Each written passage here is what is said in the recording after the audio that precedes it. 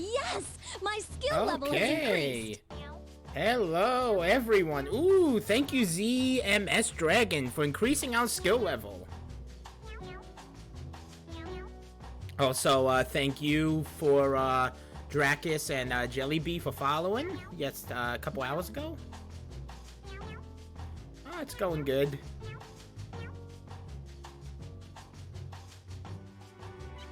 Just...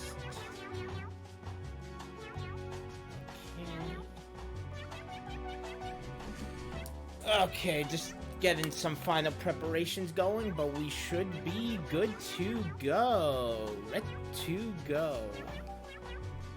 Just time that oh damn it.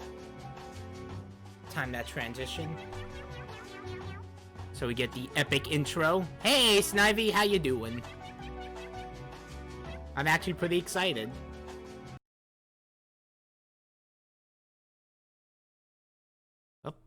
Okay, there's no signal for a sec. That's okay. Give it a sec.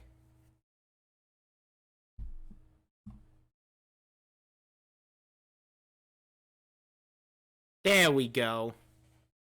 Good old reckless safety guy. Should probably lower the volume on this end quick.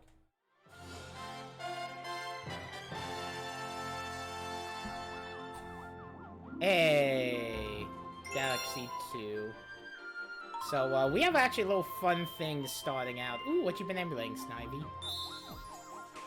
We'll create a new file here. So, we basically have access to all the Miis on my old family Wii. Of just various people have made it and stuff from, like, the Mii channels. Doing some really weird ones. Hey, look, it's Luigi. He's here. Oh, shit, the Scoob. Garfield's really tempting to pick, too. Oh, Speed Racer. Yeah, I've been seeing that in, the Fickle chat. You've been streaming that. I don't know who Craig is. Venom's cool. that goddamn stupid Toad me. That low effort. I kind of love that low effort Toad me. Hey, ZMS Dragon again. I think that's Goomba. Pac-Man, Plankton, Mickey, Shy Guy, Charlie Brown, Dalvin and the Chipmunks. Hey. Bippity boppity. Hey, Connor, how you doing? I'm just going through a lot of the old Miis that were on my old console. I see. I'm going to join in and then, I guess, do as I have done and just absolutely destroy you on audio balancing. Oh boy, I can't wait. I'm sure you cannot. I'm gonna pick Garfield. Okay, let's suss you on your audio balancing. But first, TurboTax, I guess. Yeah, I mean, you've got a lot of background static going, but... I do? Yeah. Okay, hold on a minute then. I'll play with Garfield for a bit as you do that. Okay, either raise both of our voices or lower the game's volume. I'm gonna lower the game's volume a tiny smidge. Okay, I don't want to be too loud. Time to cancel me, goddamn! But Garfield superior. I don't want to end up peaking the mic too much.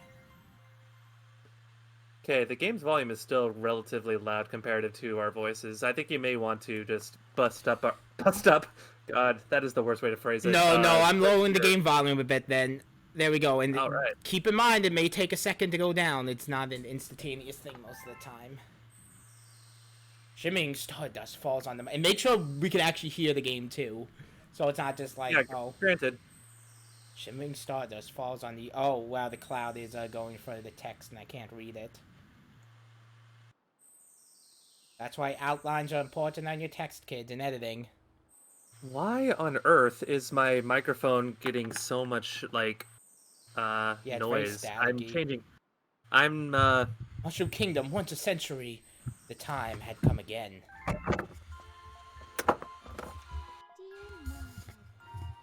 Mario. Would you like to share some cake while we watch the shooting stars?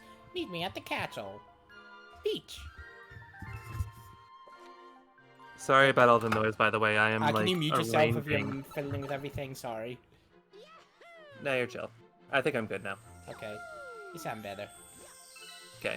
Star Festival had just begun. Toads everywhere were celebrating. Whoa! Stop it! Yeah, that's why I don't want to turn myself up too much. Whoa! What kind of cake? I don't know. Chocolate? Vanilla? I'm trying to think of meme cake.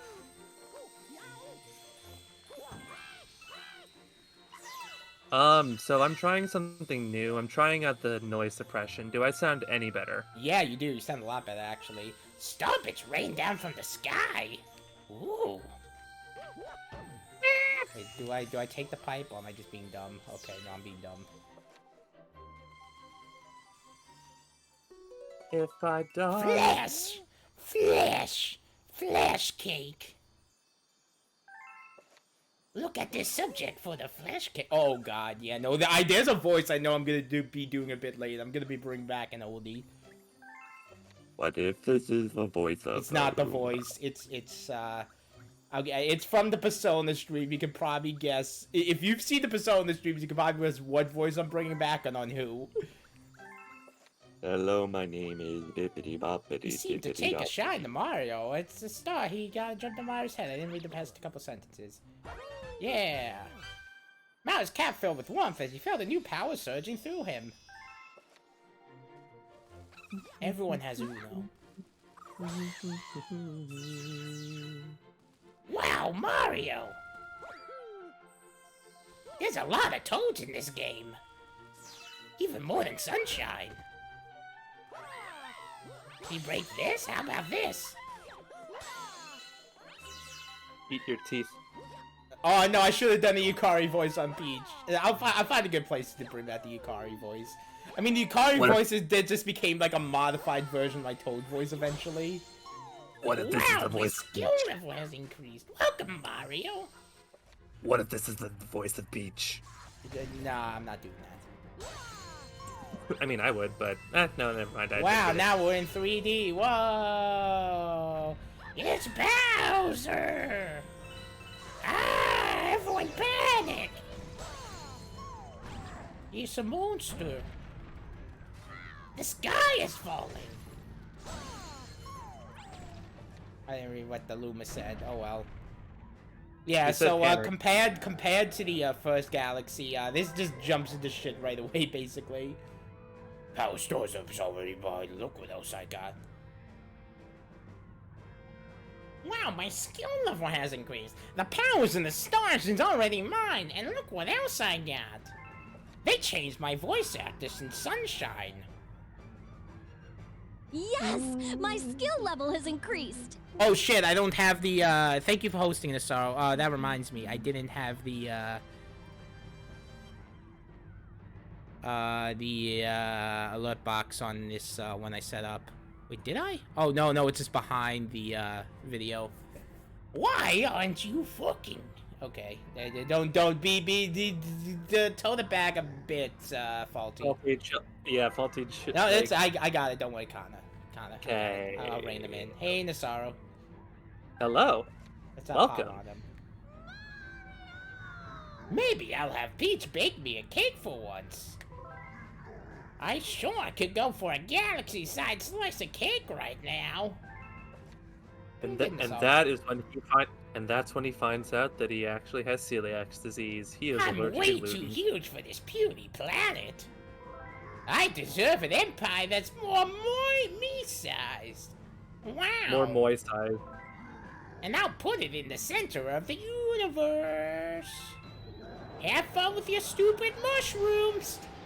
Why do you sound vaguely like, wow?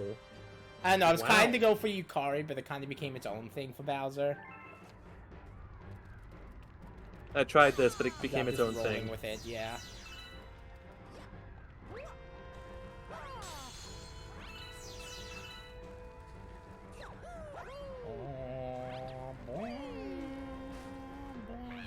You must save Princess Peach! Mario! That sounds like a combination between Toad and Waluigi. Yeah, I don't know. I don't know what the Luma voice should be. Mario, where the monster get me? Okay, no, I'm not doing that. It's Hurry to Peach-Luigi. save her. Yeah, no, they're just gonna be kind of normal voices. Oh, hydrate. Yep, I gotta go hydrate. Oh, Master Luma! I'm actually Toadsworth. I became a Luma. That's why I don't show up anymore. I'm actually... Oh god, that's my headcanon now. The Luma on Mario's head is Toadsworth. Mario, I have become a Luma. Please help me. Mario, you have other things to worry about, like saving the princess. But how? Okay, this is getting some deep lore already. I know, with the young Master Luma's help, you could use the power of the stars. And we Lumas can help too. That's my headcanon. Like, Toadsworth is gone forever, but he's become a Luma. Toadsworth is dead, but he's a Luma now, so it's fine. Yeah, because he stopped appearing in, like, mainly. He just kind of stopped appearing in general, other than, like, remakes of, like, Mario and Luigi and stuff. Ooh. Hold on a second. There's something way nasty in my throat. Oh, no. Mute yourself. Please. If you're gonna get it out. I'm done. I'm done. I'm okay, sorry. if it's coming out, you gotta mute yourself. It's fine. It's fine. I'm fine. Am I fine? Yeah, you're fine. Double fine. Yeah. You know, I like Psychonauts.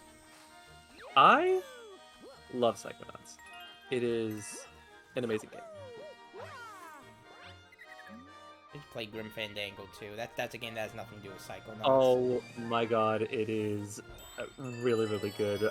Wambu and I are playing it right now, and it is absolutely fantastic. I hope the comet medal wasn't under that planet. I don't think it... Oh, no, it's over here. Okay, so... This is... The nice thing about this game compared to Sunshine is it's a lot more linear. Though there are still, like, Well, the big collectible we got to worry about is the comet medals in each level. But I think there's only, like, one per world, and it's not one per level. No, it is one per level, I think. What, is it one per world? I forgot. No, it's one per world, right? Wait, no, that's not the comet medal. Shit. You're asking too many questions for me to answer immediately. Okay. Well, have you played this game? I have played this game, but I've never 100% completed it, and it's been, like, upwards to 4 years. Oh boy, yeah. I mean, I technically haven't 100%'d it. No, I haven't 100%'d this game, because it's a great game, but 100%ing it is a bit,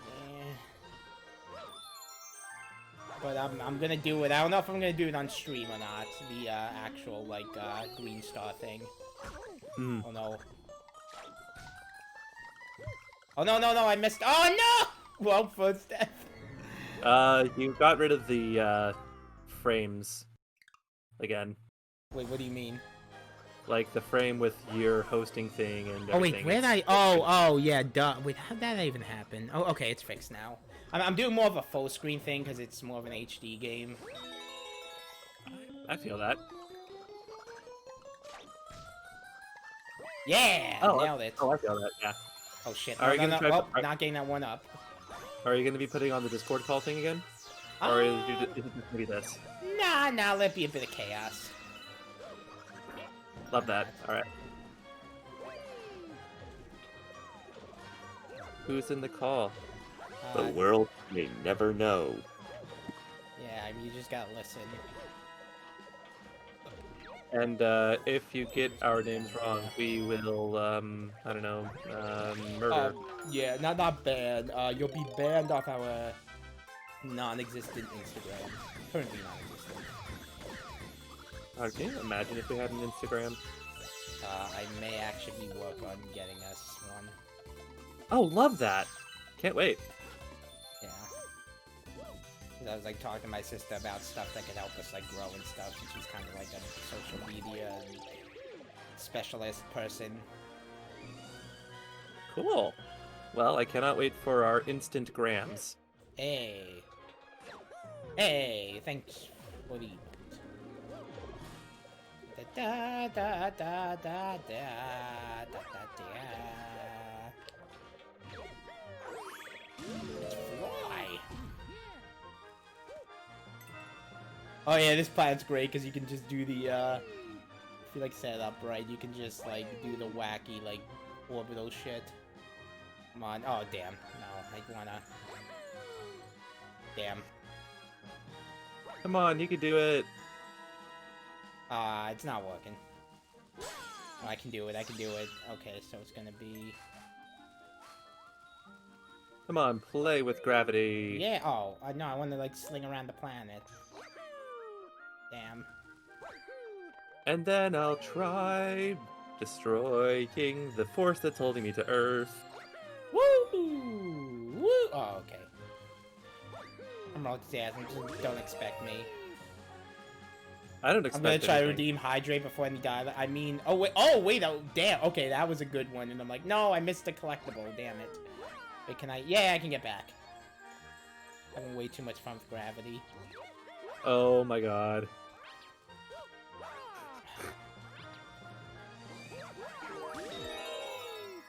I get some coins. I know collecting coins is a bit important.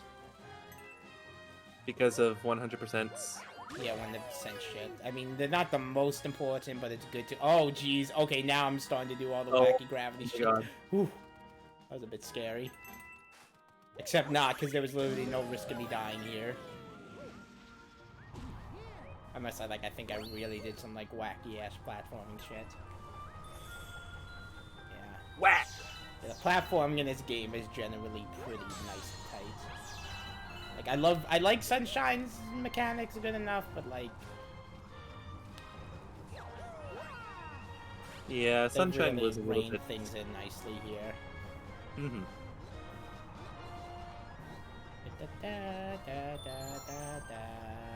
Shortcut here. Oh, Vince is on stream, but not joining. Love Oh. that. Yeah. They technically do. Yeah, it's nice to just get all the coins.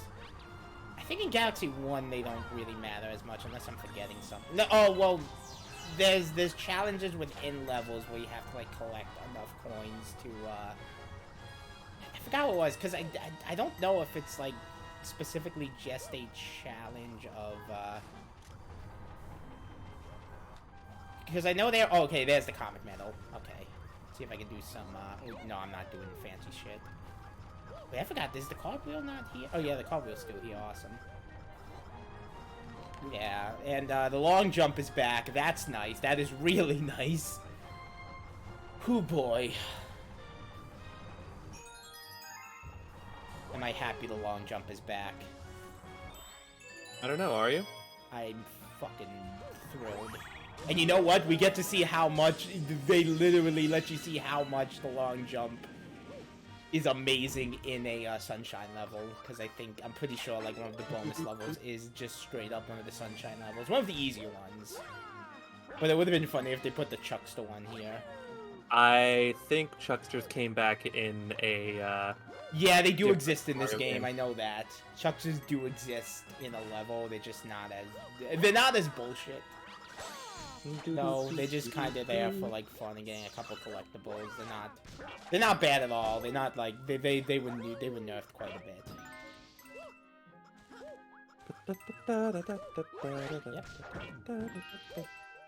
Also, little tiny bit of an advanced technique. If you like shake and do the ground pound in the right way, you do a bit of a homing ground pound.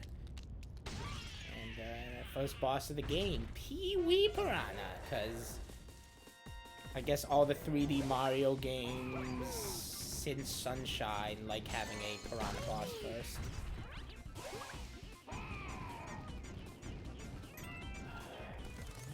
I guess Odyssey kind of broke that trend now, though.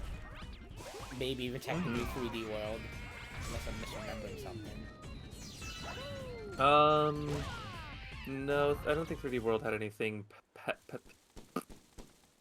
I mean, you could hold a Piranha Plant, like you could like carry a Piranha Plant around. Hmm.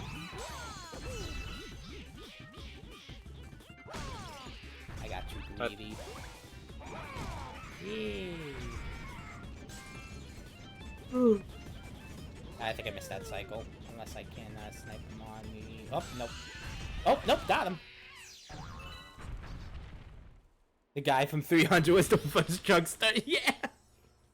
Oh my god. No. I'm a chuckster. Yeah.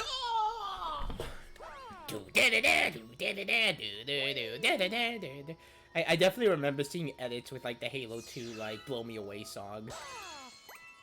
Blow Me Away song? What? Only the strongest will survive. It's that song that plays in Halo 2 when you're like you're on the High Charity and you're fighting all like the brutes and stuff. Oh, I haven't actually played Halo 2. Whoops. Oh, it is good if you ever have the chance to. It's probably my favorite one campaign wise, honestly. I can do that. Yeah, cause it's the one where you're like switching between Master Chief and the Arbiter, and actually the Arbiter has most of my favorite levels. And it actually has a good library level. As opposed to the one from... Remember you played the first Halo, right? The campaign? Kind of. Yeah. I remember it kind of. I remember Halo. Oh yeah, oh shit. Okay, time for the important voice. Ah, damn it, I skipped over some of his dialogue. Sorry to hear about the excitement you had with that monster down in the Mushroom Kingdom. I sure appreciate you bringing us this Power Star. Though, we need as many of these as we can get. My name's Lubba. My current name. My past name is dead. I have reached paradise as the head honcho of this Luma crew. This is my final form. See, believe it or not, we're on a spaceship right now. Took some real elbow grease and sacrifices to convert this little planetoid into a ship. But we, Lumas, pulled it off. Do you believe in life after love? May not look like much, but it's home. Truth be told, the ship, she's not in such hot shape right now. We ran into that monster too. He blasted us with meteors and some of my crew were fucking murdered. Straight up, it was wild. So that monster kidnapped your princess, eh? That's cold. Deep space cold, if you ask me. They'd suck your girlfriend. That sucks, bro. Rip LMAO. You know what else is cold? That monster stealing every last one of our power stars. See, that's our fuel, our food, our spaceship runs on energy from picture of star. Without that, we're stranded here. Oh boy, I am Toadsworth Luma. Hey yo, is that Toadsworth Luma? It is, isn't it? Wow. Wait, I was gonna drink water anyway, but... This voice sounds like if Patrick Star were French. It's basically a voice I did in Persona 3 for, like, this gourmet character. And it kind of evolved into this, like, eldritch abomination who is the real final boss of the game. It genuinely sounds like you're... Say, I just might have a little proposition for you. Disgustingly hear me out. Shh. Yeah, well, that's kind of the point. Your special someone got kidnapped. Yeah, he basically was pretentious. And I used I'm emphasizing the fact that it's Patrick Star if he were pretentious. Yeah. Yeah, he was a chubby gourmet guy who, like, tried to indoctrinate people into his cult. But he was good by the end. That's wild. And then that guy's name, Egon from Ratatouille. Oh my god. Your special someone got kidnapped and now you gotta save her, am I right? Isn't it great? No. And we need fuel for our ship. Now, if you think you can get us some of our pictures of stars back for us, I'd be willing to make this ship your own for a bit. That's a fair exchange, am I right, Mario? You actually have no choice. I'm in control here. Alright, it's a deal. Okay, gang, let's get cracking. I want everything spaceship shape. Spaceship shape? The right man in the wrong place makes all of the difference. Wake up, Mario. Need more caffeine. Wake up and smell the star bits. We got the face ship. Well, what do you think? Nice spaceship, yeah? More like a spaceship. Haha. I am hilarious. Well, at least you'll never lose in the parking lot, am I right? Haha.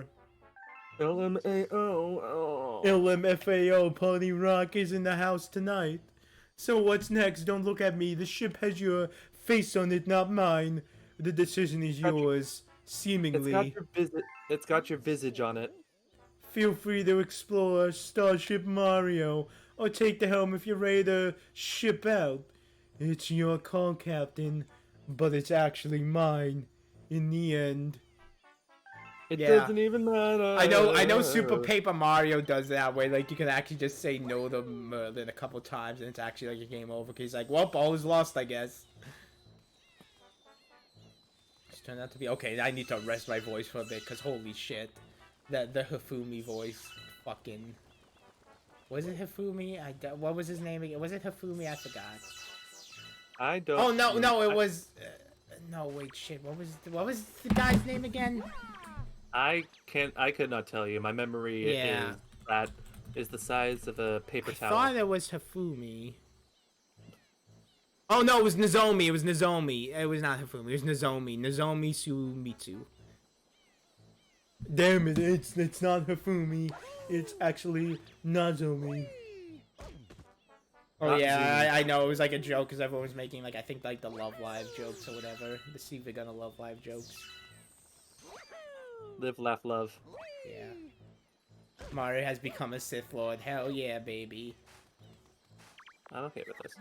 What you lollygagging around for? Get those power stars. Yeah, I think I'm going to go downstairs and get myself some coffee because... I have my coffee in my cow mug, my giant 18-ounce cow mug. Love that. But anyway, I am going to go and get some coffee. I will come back and I will actually behave myself for the sake of everybody. No problem. Okay, I will be back. Yeah.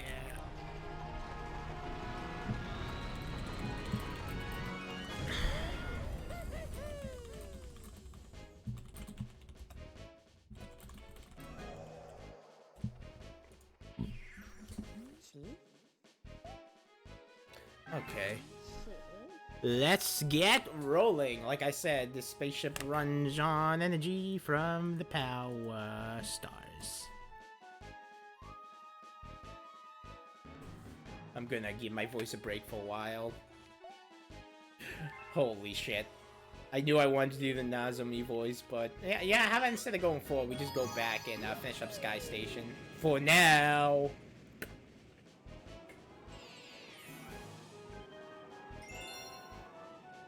Storm in the sky. Ah, nice. Yeah, no, it is a good game. That's also, honestly, hot take. I do kind of like this game better than the first Galaxy. I played both back to back. And technically... Yes! My skill level has increased! Hey, TGI Alexander, thank you for increasing our skill level. Cue the chops. Yeah, I've technically 100%ed Galaxy, because, like, when I replayed it, like, I think it was, like, last year or something. Or sometime decently, if not last year, the year before, I specifically, like, just used an old game file. Yeah, specifically, like, used an old game file for New Game Plus with Luigi mode, so I just beat the game again with Luigi. So, technically, that means I got the true ending once I got everything. This game, I didn't have 100% because of, like, how you actually have to 100% it. Like, I do kind of like Galaxy's method better in the sense of, like, if you just want to... You just stop playing the game, you just come back to it after a while. That's actually kind of nice to have, like, the Luigi mode, so you have a slightly different experience. And weirder experience with, like, the whole, like... alternate, like, I'm sucking at killing those chomps. The alternate dimension Luigi shit, where, like, there's the slightly darker Luigi. Ooh, boy. Yeah, nice job, Faulty. I would not recommend 100% it, but if you're gonna do it, I, salute ya. It's quite the adventure. Quite the trial and tribulation. Gonna just collect some star bits now so things are a little easier later. God damn it. God damn it, I want to chomp the chomp. Yeah, okay, wait, can I get the rebound? Oh, damn it. Okay, I need to really line myself up better. No. Oh! Oh, woo! Got the rebound. Hell yeah. Pro ass strats. Can I get it again? Oh, no. And you can knock your own star bits out if you're not careful with the trees. Shit. I'm just gonna align myself. Oh, nope, wasn't there. Damn it. Oh, no! I want to kill the goddamn chomp. Okay, I'm doing it too early. You can ground pound the trees too. Oh, okay, that would have actually made things a lot easier. Damn it. Oh, and you had to do that. I forgot you had to do that.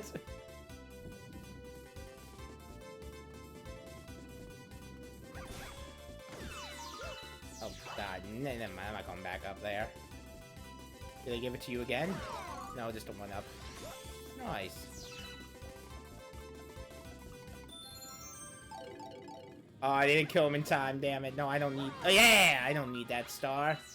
I'm the pro gamer.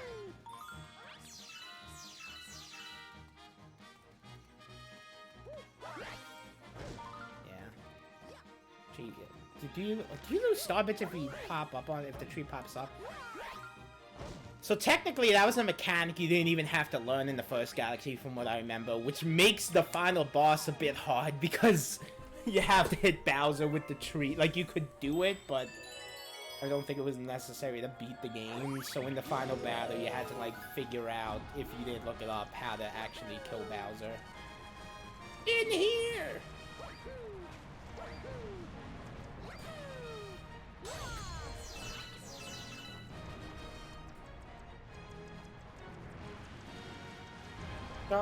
Put it on. The adventure, wee!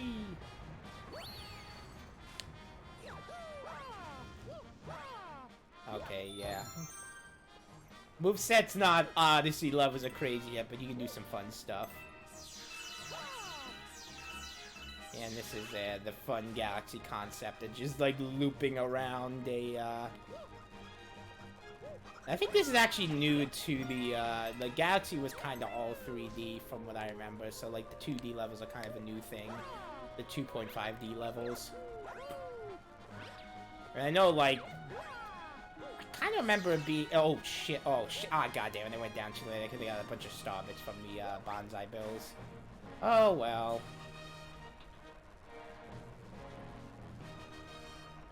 But I know like back at this time, like, there was kind of like some controversy about the 2D games in Mario where like, even with kind of like 3D World of like people were like worried we'd never get like a classic like collectathon.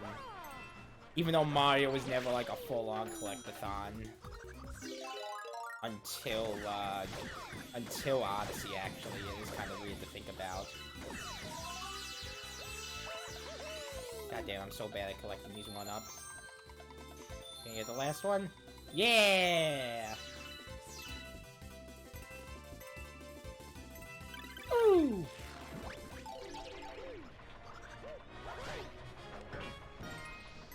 But yeah, that's when like the new Super Mario Brothers series was in full swing with like, I think the 3DS game was close to coming out. But, like 3D Land was like close to coming out at the very least. Yeah, Connor was here. Connor went to go get some coffee.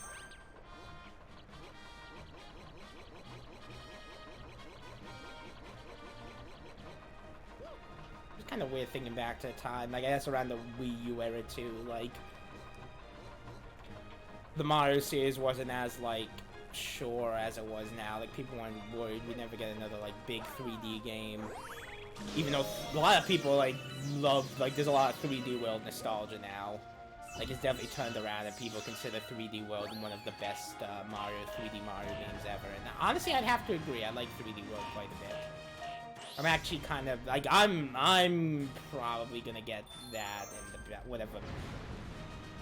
I want to see what Bowser's Fury is again, but I'm gonna laugh. I'm gonna say I'm probably gonna end up getting 3D World for the Switch unless it has a ton of issues.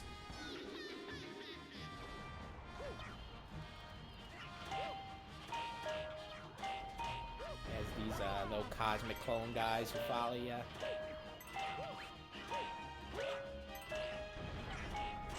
I'm really curious to see what, like, they haven't really revealed what Bowser's Fury is. I mean, based on the trailer, I assume it's, like, kind of an expansion, but who knows? Oh no, I didn't want to waste my star bits. Ah! You're probably rarely gonna see me shooting star bits on purpose. It's probably mainly gonna be accidentally pressing the B button because it fits in my fingers so nicely. Yeah! I hope they don't, because I remember seeing that video of, like, the guy complaining about the cat suit in Mario Maker 2, and yeah, it does make sense. But yeah, hopefully they don't patch, like, the cat suit thing, because it's... I wouldn't say it's a glitch more as it is just kind of...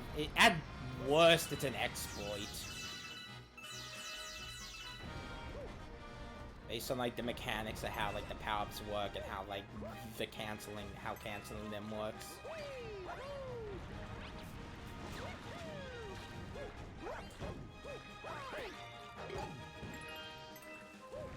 To be fair, like, they probably just mainly focused on, they probably, honestly, I doubt they actually, like, it was just them, like, programming the cat suit and not, like, just directly porting it.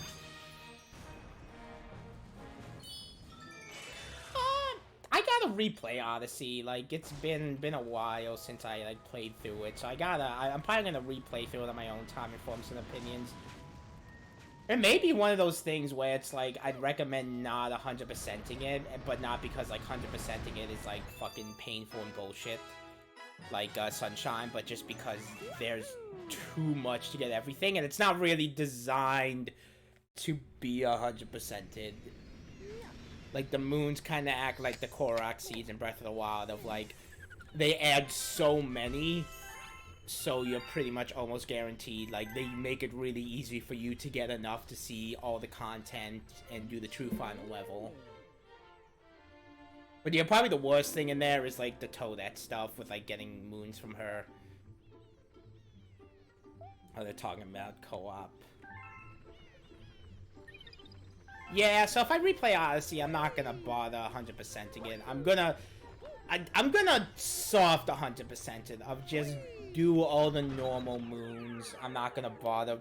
I'm not even gonna talk to Toadette, honestly. Unless I, like, need some, like, extra moons for some reason. Okay. First level completed of many. Off to Yoshi Star. But yeah, the Joseph Anderson video about Odyssey is just kind of ridiculous. Like, I remember seeing a clip of the Bench Friends moment, and it's actually a lot more worse than I remember. Like, I thought he was just talking about, like, going into analyzing Bench Friends, but he gets kind of, like, angry at Bench Friends. It's nuts. That Joseph Anderson video is, like, the reason there's, like, so many, like, Bench Friends references in Wombu's, like, Scary Monsters video. Like, the little dry bones here, it's cool. Cause, like, me and Wombu... Okay, Bench Friends is a moon in Odyssey. It's a moon in New Dog City. It's a very simple moon, but kind of a memorable one. There's, like, a guy on the bench saying, like... Boy, this city, I tell ya.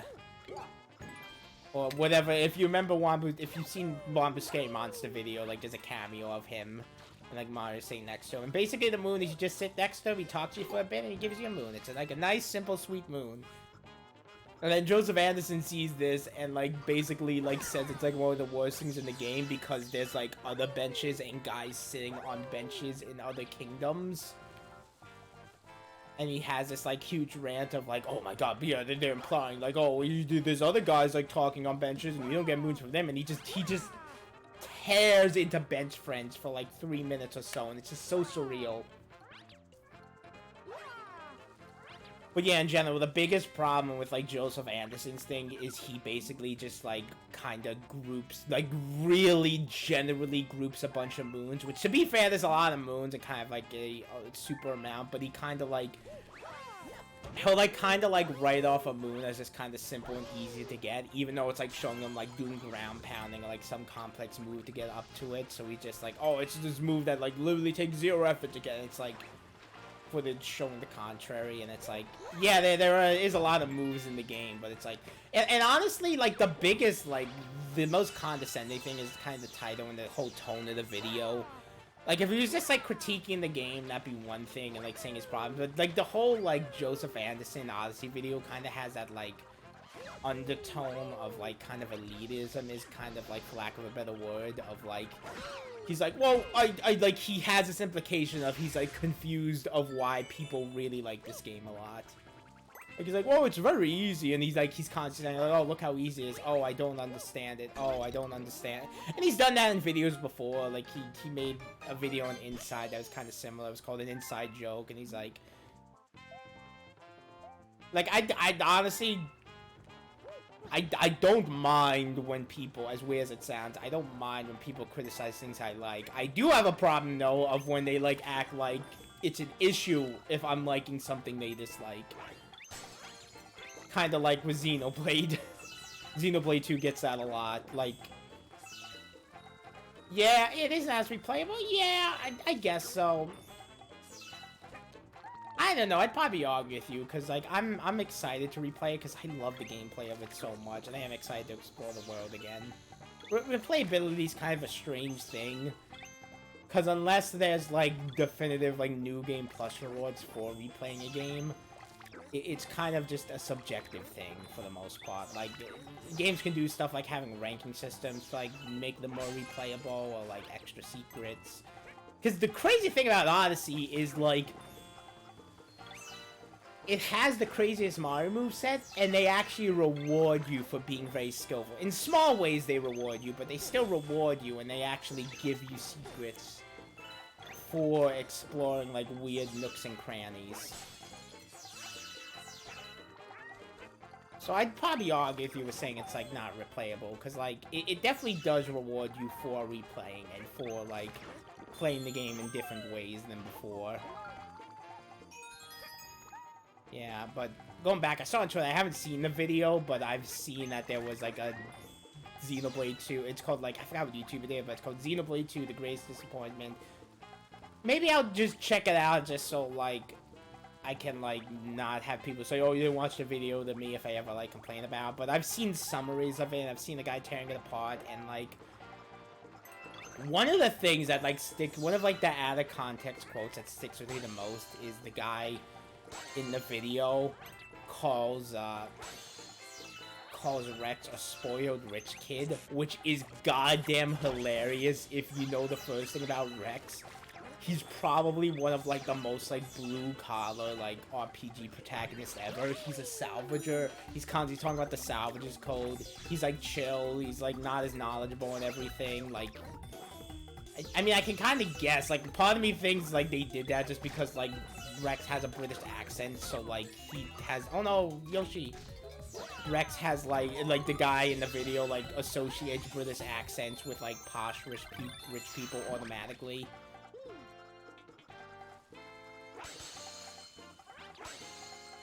So I've seen summaries of that video. I'll probably check out the video just so I can say I've seen it and I can, like, critique it on my own. And I'll try to be fair, because, like, Xenoblade 2 does have a lot of issues. Like, the biggest of all is the tutorials. Like, the tutorials are probably one of the worst in any game I've ever seen, honestly. Like, holy shit. It's kind of baffling how bad they are, especially compared to the first game. Like, one of the biggest ways to fix it is to at least let you reread the stuff. And it's actually kind of ruined other mechanics in the game. Like, you don't want to talk to, like, the informant characters, because you assume all they have to say is just tutorials, like, worse tutorial stuff. But they actually do have, like, important information for side quests. Ooh, I need to give my voice a break for a quick second. I'm gonna take a sip of water. I really kind of went on a ramble there. Oof.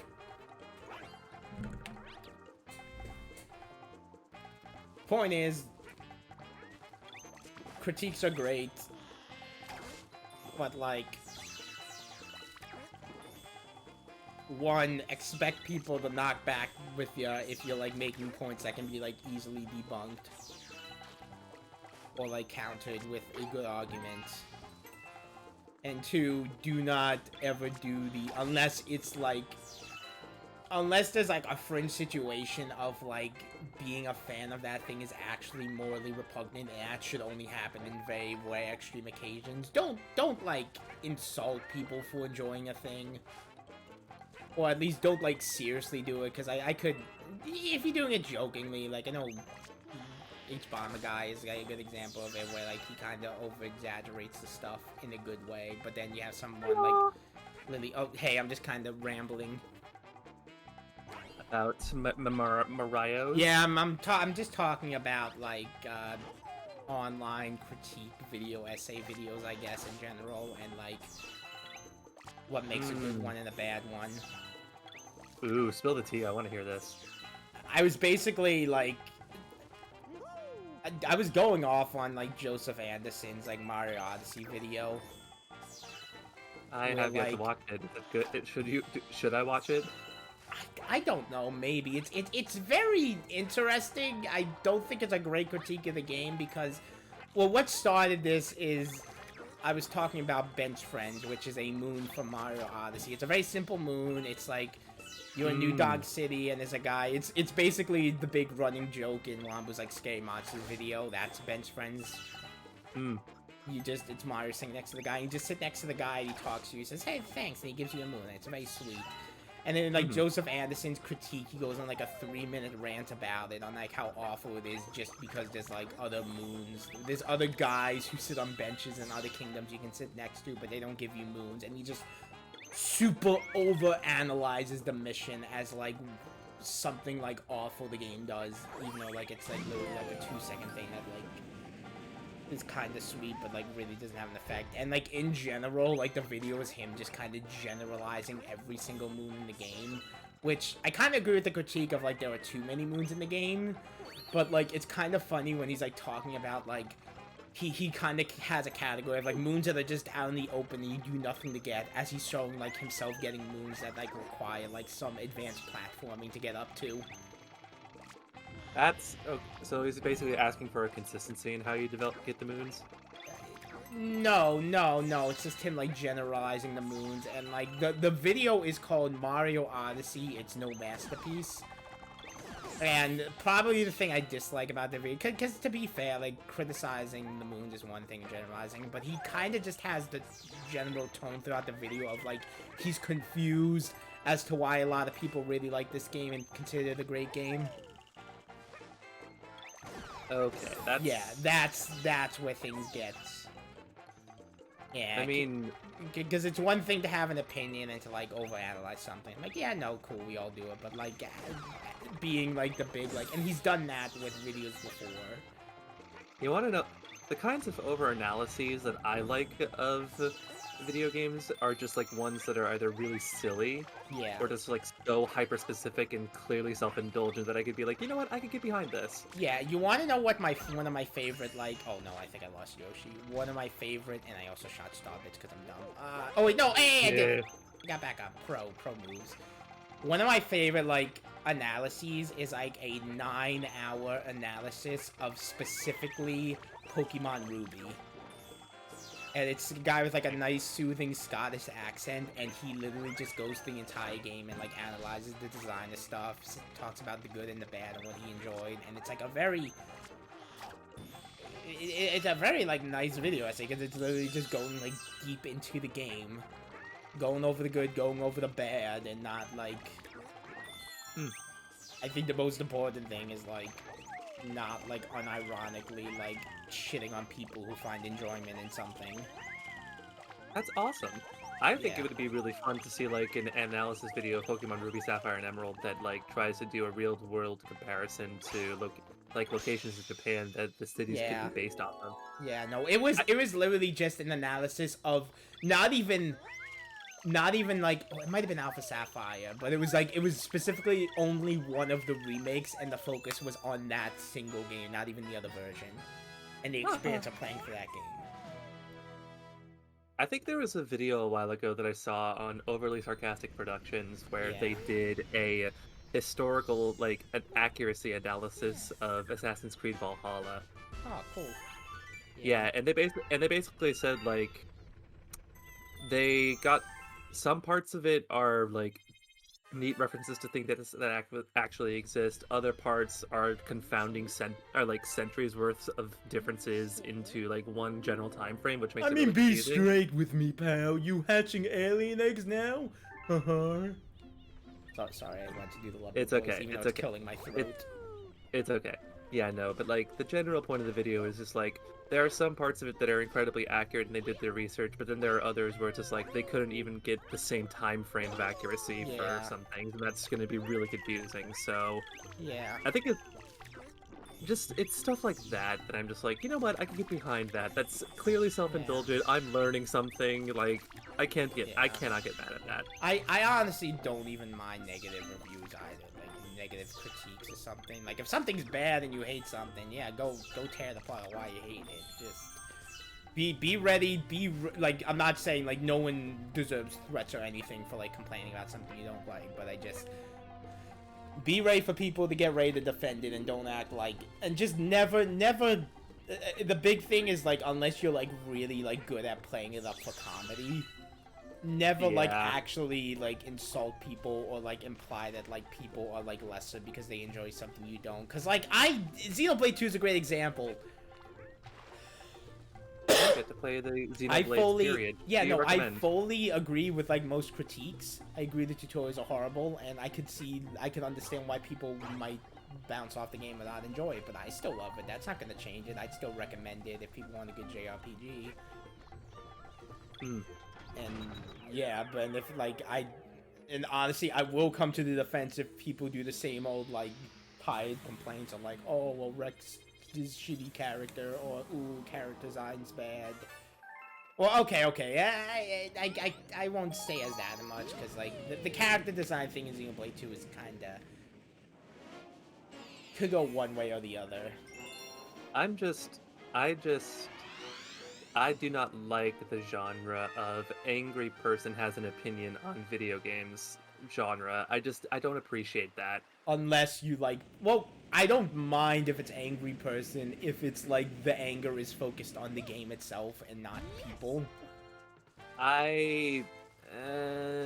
Because I think angry video game nerd is a good example of that, of like of the classic one like done well. I see where you're coming from. My thing is just like, I feel as though I would rather watch a person who is like geeking out about like hyper-specific interests or hyper-specific parts of a game. I would rather like watch videos about that than I would just see somebody be angry about something and then try to explain it. That's fair, I guess. I mean, there's a time and a place for, like, being angry. Like, if something is, like, especially, like, bad or crazy, then, like, yeah, anger could be warranted. And it just depends how it's done in the end. I'm not gonna say, like, all like, angry reviews are bad, all, like, analysis ones are good, like... Because, like, I think there could be the opposite problem as well, where, like, someone's, like, love for something can make them blind to, like, any flaws. Well, yes, I fully agree there that there definitely needs to be like an in-between, but I guess my thing is that the anger is like so like... Yeah, anger's a much more dangerous emotion. Hold on a second. For a hot second on my part of the stream, I just saw Yoshi levitate next to that fucking like rock ledge. I love that. But I'm not even talking like kick legs. I'm talking like he just like stood perfectly still as he was falling. Oh yeah. We just do Lover's Palpatine, tomorrow's Darth Vader. Oh god, I love this headcanon. Hey, yo, sorry if, replied to you a little late, or if I said it already. Yeah. I guess to give a good example of like a video I would like in regards to like the anger, is like if the anger comes more about just like genuine confusion or if the anger is directed at like, you know, Yeah. racism, sexism, and the like things that I would Yeah. argue are objectively like kind of fucked up. Or like shows that like directly and like unabashedly like make fun of their audience. Yeah, I would even Like Sherlock or like did. yeah, or it's just like the anger is like hyper specific on something. It's just like, how dare you get this like Yeah. Chinese army inspired armor from the Qing dynasty? How dare you like make Yeah. this like 3 centimeters off? That's historically inaccurate, and I can't like it anymore. Yeah, yeah. Well, yeah, obviously for comedy, it's like a different thing, because like with most comedy, like you can do it well, you can do it poorly, but that's more of a, honestly, it is big subjective. Yeah. Oh no, I lost Yeah. Yoshi, shit. And I failed the bonus room. Oh well. So, faulty vids. I'd say nothing is above criticism, even people. However, I think you shouldn't judge Yeah. a person for something as trivial as their opinion on a game you don't like. Yeah, okay, well, making critique videos on like actual people is Yes. a lot more like territory. Oh, that's I mean, that's it.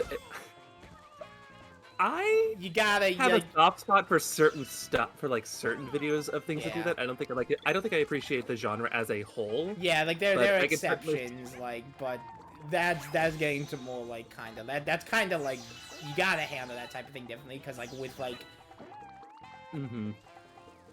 Like I with am like low- media, like it's about things that aren't real, so like Yeah. you're not gonna like it. I don't know. It's not really a topic I want to delve into right now. I low-key love like the drama videos of like the I'm sorry, the makeup community. thing. Yeah, Like, yeah, stuff like that. But I think That's- it's more. I'm wild for yeah, that. Yeah, no. I like stuff like that. I'm talking more from like. I'm just kind of since we're talking like video essays and stuff, like a video essay on a real person, not in like the context of like talking about like a creator and kind of like a backstory about how something was made. So like a documentary. Kinda, There's a yeah. difference between a documentary and like just 2 hours of hating someone. Well, yeah, but I'm saying if it's like a critique, like someone made like a critique video, like a video game critique video, but it's about a real person, that's a lot more like, unless it's about like specific, like delving into drama and stuff. I personally do not like the videos where it's just like, I'm gonna take this one specific video from this one particular artist and then absolutely tear it apart in a Yeah. 2-hour analysis that goes beyond the 10 minutes of the video originally. Yeah. I don't know. I'm just mainly talking about like media critique in general, because like, Yeah. I mean, in the end, there's no like complete right or wrong way to do it. Mhm. Like, you can technically critique anything you want for any reason. Like, it is Yeah, an and I mean- opinion in the end, but you gotta, like, if you're gonna like attack something, as long as like if people aren't being like huge assholes and like threatening you, then like, yeah, expect some backlash. Be prepared and be ready to defend Yeah. your argument. Yeah. I guess I feel like I would be better at explaining my like opinion on this if I had examples that I could point out with behaviors that I in particular do not like. Yeah, Because I feel honestly- like trying to Yeah. vaguely explain this isn't doing much. Yeah. Honestly, like, the biggest thing I don't like in some reviews is, like, my biggest pet peeve, if anything, is if someone is implying that if you enjoy this thing, like, it doesn't even have to be, like, sometimes I'm sure that people go out and straight up say, like, oh, anyone who likes this is dumb. That's kind of ridiculous, honestly. And anyone who just, like, shits, like, on an audience simply because they, like, obviously you can have discussions about, like, fandom actions and, like, problems within fandoms. But I'm That's just saying, meta. like, yeah, no, I'm saying, like, if people enjoy something and that's their only crime, like, you're like, oh, well, look how stupid people are, how could people enjoy this? Oh, like with the jokes of Air, the same thing of, like, he has, like, the undertone of, like, he doesn't enjoy it, so he's confused of why other people would enjoy it then. And that So I have basically, more like, problem with. So kind of like I'm so stuck within my own designs that the idea of being empathetic to somebody Yeah. else is like a wild concept. Yeah, and plus one of the other exhausting things with like talking specifically, like, since it's about a Mario game, of course, there's the people who come up like, oh, you're just a Nintendo drone. You do like anything Nintendo does automatically. Lol. Like saying, "Hey, I like it" means you're brainwashed. Yeah, that too. That's also the other big, especially with like Nintendo games, with like with all this stuff recently, with like the shit Nintendo goes through, and it sucks and I hate it, but I'm like, I still enjoy the games they made, and like honestly, the dumbest response I've seen like anyone like unironically have in the wake of all the Nintendo stuff is like, hey, this is why I'm like a Sony fanboy, and like this is why I like PlayStation more. Dude, seriously, okay, cool. like it's like companies are gonna do shitty shit for like money, and like, and then I would just say like, cool.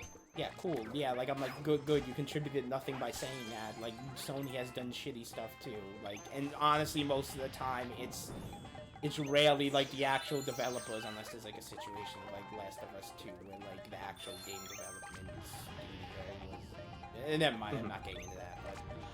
I think the only thing I could say about The Last of Us, because I haven't actually played the game or really followed it, like, all I know is that, all I've really heard is that it's grim dark for no good reason. Well, yeah. Well, here's the thing. Like, there's two critiques people have towards The Last of Us 2. One of them is kind of like a objective reason, like, and kind of a legitimate objective reason to like not want to like play the game or support the game, and that's because of like the crunch that went into it and all like the behind the scenes stuff.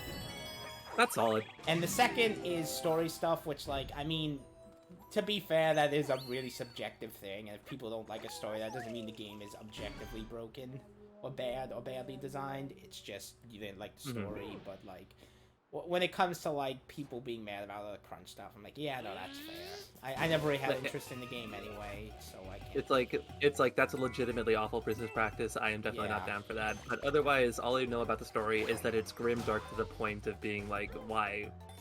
Like, why is this so unnecessarily grim?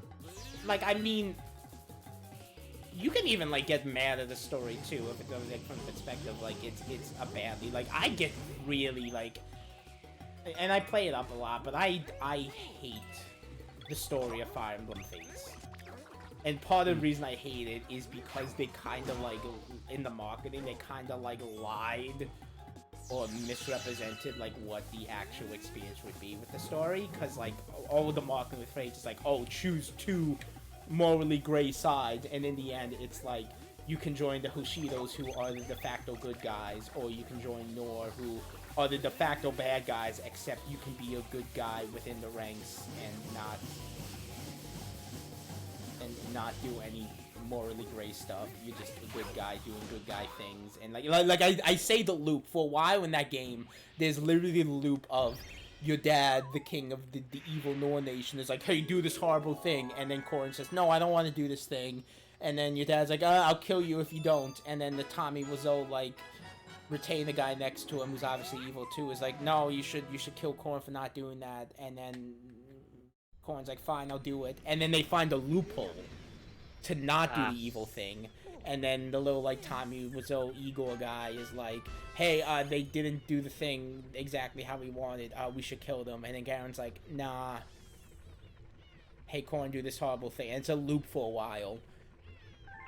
And I swear to God, one mission in Conquest, which is like the North side, has a mission where you're tearing through a Hoshido base, you're tearing through the opposing army base, and when you get to the end of it, Corrin literally says something along the lines of, don't worry, we didn't kill anyone. So going to the comments, Yo-Yo5763. A pet peeve of mine is when people criticize something just to make people mad. Yeah, Contrarians suck. We can all agree on that. Like, people hating stuff just to hate it. And here's another pet peeve of mine on the same, like, level. It's where people, like, in the video, like, as they're doing their analysis and they're trying to be funny, they get, like, mad and insulting, but then end the video with being like, okay, yeah, I can see why people like this, and, the tone I didn't mean any... Yeah, where it's just like, they basically insult them, but then say, like, nah, I was just joking.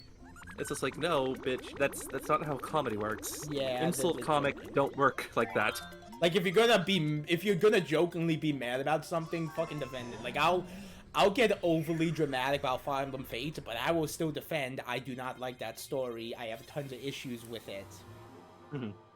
And that part of the reason I like Fire Emblem Three Houses so much is they actually fulfill the concept of choosing multiple, not even just two sides, like 4 sides you can choose that each kind of have their own morally gray, like, interesting reasonings and philosophies. Wild. Even kind of the de facto bad guy side in, like, there's not even, like, there is kind of the de facto bad guy side, sort of, where, like, the Empire ends up being, like, kind of the main, like, thing you fight. But it's a lot more, like, morally gray even in that sense. Mm-hmm.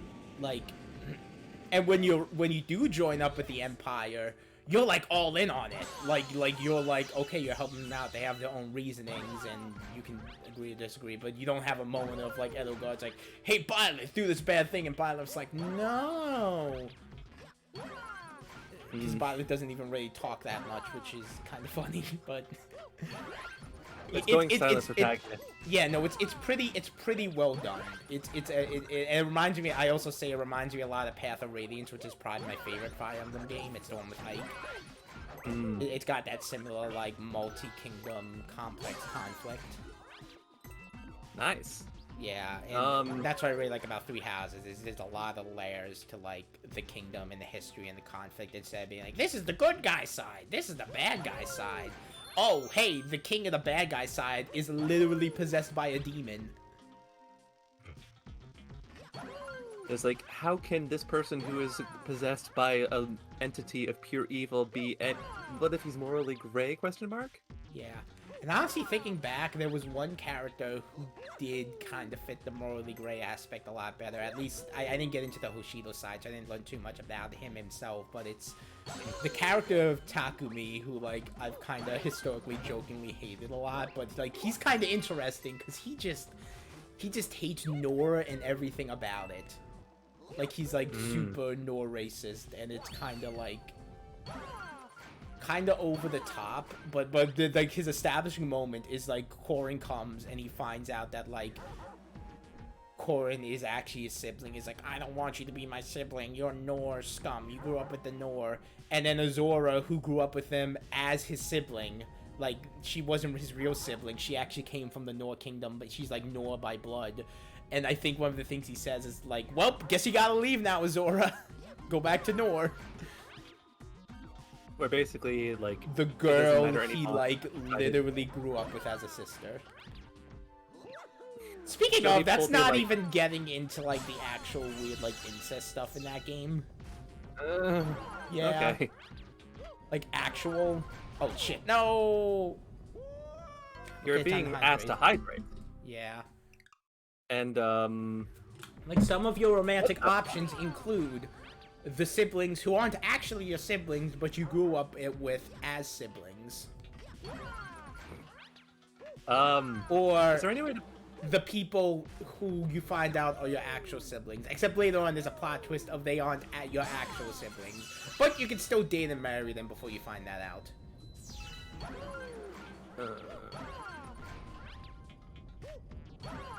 Wild. And then there's also your actual cousin. Who's your actual cousin. You don't find out they're your actual cousin, but once you find out they're your actual cousin, yeah, it's cool, I guess. So, question. Yeah. I mean, this is kind of separate to everything that we've just been talking about, but the chat hasn't been showing up on the video for a while. I don't know if you want to, like, change that. It has. What do you mean? It has for me. Like, chat's been showing up for me. I haven't been seeing... I don't know. Like, guys, you're still there in chat, right? Oh, the tester... Oh, no, they're still there. I'm just saying... Yeah, I mean, people just video. haven't been talking. Oh, shit! Ah, God damn it. I was looking and I shook my... Like, Yo-Yo literally just redeemed the hydrate thing. Like, people just... Yeah. If people want to talk, that's fine. But no, it's not... I'm not saying that they're not talking. I'm saying that it's not showing up on, like, the video. Like, you know yeah, how it's never been on the video. Okay, cool. I thought that was... No, it's never been on the actual video. Has it? Oh, no, it has. Oh, okay. Yeah, I can add that in quick. Yes. Yeah, I Like forgot. I set up like a new like thing, so yeah, I am sorry that I'm like bringing this up a little bit like halfway into the stream. no, that's fine. How do I add that in again? You punch it. You punch it with your fist. Okay, now I found it. Hell yeah. Add the chat box. All right. There we go. It's here now. All right. Baller. Also, I realized it hasn't been like kind. Oh no, it's fine. Wait. Let me It's just edit the video quick. I just kind of realized something. yeah, it's there. It's No, I know it's there. yeah, it's just vaguely difficult to tell, but I think it's just because it's so bright in that corner. Oh, sorry. It's nothing. It's literally just I think this one particular shot is really really bright and it's hard to see the text because of it. And it's like Okay, let's go. Wait, hell no. yeah. Oh, wait, no. I know what happened. It's below the game. Shit. I'm an idiot. You are not an idiot. You technology is difficult, complicated, and is No, I am an oftentimes idiot. no, stop it. Wait, no, I've added two but wait, no, there's two like chat boxes. What the hell? Oh, wait, chat box was there. It's just it was below the game for some reason. Okay, we're good. That's not all right. Baller. Because when I set it up, I messed up some things. That's the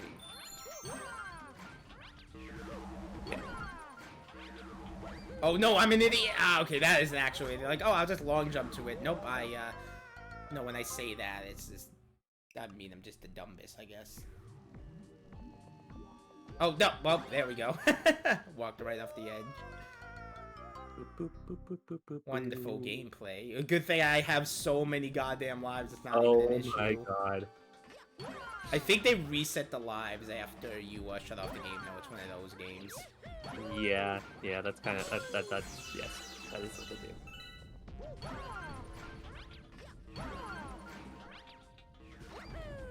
There we go. Long jumps is a little risky. Not having like doing the long jumps where you can't really use the spin jump is kind of an interesting challenge at this level if you want to like get a little fancy. Because the thing in this game is you're naturally gonna want to do a spin jump after doing the long jump. Because it gives you the extra distance, but you don't want to in this case because you will flip and die. I mean, it's not even a blip. Let us ignore that I have attempted to speak. Sometimes when people talk, it's because they would like to use noise to fill in the silence, and not because they have something to say. Also, like, Fates does have things I like, too. Like, I do really like a lot of the units from the Conquest side. Because, like, 3 of them are, like, literally, like, from Awakening. Like, they are literally, like, characters from Awakening who just transferred into this world. Hey, TGI Alexander! Oh, hello. And then, there's actually, like, 2 characters that are, like, direct homages to, like, characters from other games. So, one of them is, So the person who designed the character... Okay, so one of them is a character author who's, like, just a big, like, codename Steam reference in his design and character. But the other one is, Charlotte, who, I'm pretty sure, not a lot of people pointed out, but I'm pretty sure she's, like, a direct reference to No More Heroes. Because Awakening and Fates share a character designer with, like, the character designer for No More Heroes. And, her name's Charlotte, and she, like, kind of has, like, the, like, kind of spoiled, like, violent girl type of thing. Kinda, and she's kind of very similarly designed to, like, Bad Girl from No More Heroes. And they even share, like, the same name, like, Bad Girl's real name in No More Heroes is Charlotte. Ollie. Yeah, so I'm like, oh, it's actually, I think, a direct No More Heroes reference in Fire Emblem. That's cool.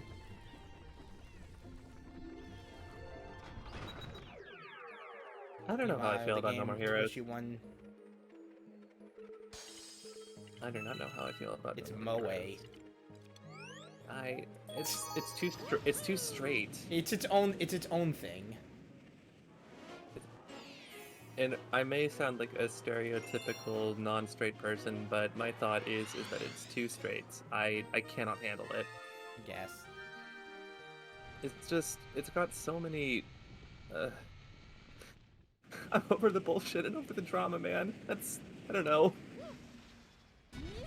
Yeah, if you don't like it, you don't like it. That's fine. Oh, biggie. I like aspects of it. I like the woman who had a rocket launcher for her leg. Yeah. Yeah, I know. And Like, the character designs are too, like... It's like this big, cheesy, over-the-top game starring, like, this, like, fucking nerd. Yeah, I mean, I would say my critique for No More Heroes is along the similar lines of the critique that I have for Ruby, wherein it's a really cool concept. They've got some good character designs and some cool fight scenes, but then they ruined it or not ruined it, it's more so they struggled writing a story to tie it together. Yeah, I guess. I mean, to be fair, I think in No More Heroes, that's probably the point of, like, it's just kind of like I'd call it like a shitposty type of game. Like, it's not trying to be anything, like, super crazy like Ruby is. Okay, that's fair. It's its own ridiculous, and it seems to be partly, like, kind of a parody of, like, big action-y, like, games like that, to the point of, like, the first boss in, like, both games are kind of, like, parodies of, like the big, old like, retired person coming out being like, yeah.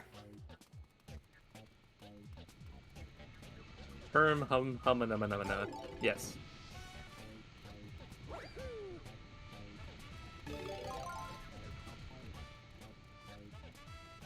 Wave, what are you trying to do? I don't know, I'm just exploring, getting star bits. I was wondering if there's maybe a comet medal around here, but I don't think it's here. Nope. Yeah. That's the only, like, collectible I gotta look out for now. It's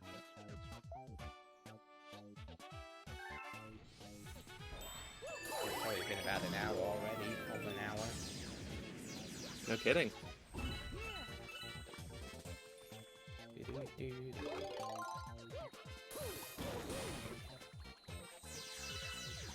I love some of the transitions from planets here. It's just like so unnecessarily rapid. Yeah. It's like you're done. You're like at a slow, like bumbling, like do pace, but then all of a sudden you were just in a launch star, and then you're fucking like put into Mach 2.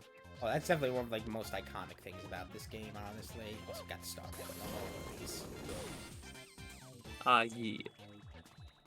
Yeah. I do like it. I do think the gameplay is a little bit better than Galaxy 1, but I think I appreciate Galaxy 1 a little bit better. Tone-wise, yeah, I prefer Galaxy 1. It's kind of, honestly, it's kind of like the same thing I have for, like, Pokemon Sun and Moon and Pokemon Ultra Sun and Moon. Like, gameplay-wise and everything, like, Ultra Sun and Moon is way better, but I prefer the more toned-back story of the original Sun and Moon. I agree. Yeah. Just because Lusamine going absolutely hog wild is really compelling. Yeah, and I love Lulu's arc and everything. It's just really cool and nice and feels very unique for a Pokemon game. Like, it's, even though they are, like, legendary Pokemon, it's more of a personal conflict, and, like, Ultra Sun and Moon's cool, and there's more of a post-game, which I haven't really played much yet, but... Yeah. I have yet to actually get any of the Ultra games, I just have the original. Yeah. No, I mean, yeah, the story in Ultra just kind of gets more, like, it's more of a standard, like, and it's cool what they do with it. Like, I'm not gonna say, like, oh, it's lame. It's like, I really like what they do when they actually... it's probably one of the hardest. That's funny. I forgot like the Luma like runs up to you. It's actually one of like the hardest like final like regular like base game final bosses in Pokemon history, and it's kind of awesome. Yeah, the difficulty spike was appreciated, just because, especially because Gen 6, you could sneeze and win the game. Yeah.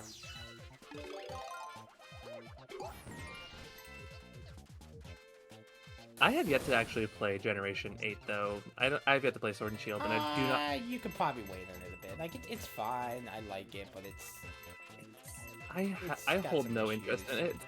I just hold no interest in it. It does not interest me. Yeah, that's fair. I beat the game. I haven't gotten to play any of the DLCs yet. But part of me is because I brought the... Like, I got Pokemon Shield, and I didn't regret it. Until the DLC where I found out, like, you get this, like, poison-type rival, and I'm like, oh. Though the psychic rival in S.H.I.E.L.D. looks pretty cool, too. Both of them, my type, that I like. Oh yeah, I forgot to introduce myself. I found this nifty headlamp, so I am now the Toll Brigade captain. It's a pretty scary monster this fast here, be careful. I don't need no stinking power-ups. Wait, yeah, in case you don't know, that Blue Loom is like a shop you can like spend star bits on to get like a 1-up or like extra health. Wait a minute, hold on a second. I love Clara. Yeah, Clara. Yeah, Clara seems great. Okay. Off to a rip-roaring start. He's actually a really fun boss. Not my favorite boss. Galaxy does have, the first Galaxy does have one of my favorite, like, Mario bosses in the series, Bouldergeist. And Avery is the psychic type? Yeah, Avery's the psychic type. And they're both they're both assholes is kind of the fun part. Which is, like, something... A big complaint of the Pokemon series for a while is, like, your rival is too nice. Which I think Sun and Moon does a little better because it's not like he's not just he does have like Hao does have a bit more depth, and Hop's a pretty like interesting rival too because he got the thing where he's like he's got his brother Shadows to walk in, but like he does feel a bit too similar to Hao, honestly. Though there was some like ridiculous conspiracy theories pre-release where they're like, oh, they literally just took Hop's animations and put them on Hao. Back when, like, I will admit, like, them removing all the Pokemon was kind of a dumb thing and probably something unnecessary if they, like, plan things better, but, like, people, like, getting, like, super nuts and making all these conspiracy theories and, like, homing in on, like, it got really ridiculous and toxic. Like, there were good criticisms in there, but it got ridiculous and toxic fast because, like, people like the good arguments are being drowned out by people being like toxic. And TGI Alexander, Gen 6 had a lot to live up to after the blessing of the Gen 5, but not only did it not live up to it, I would say it's one of the worst possible follow-ups to no. And honestly, I'd say hot take, Gen 7 was the great follow-up to that. It wasn't as like super insane story-wise as Gen 5.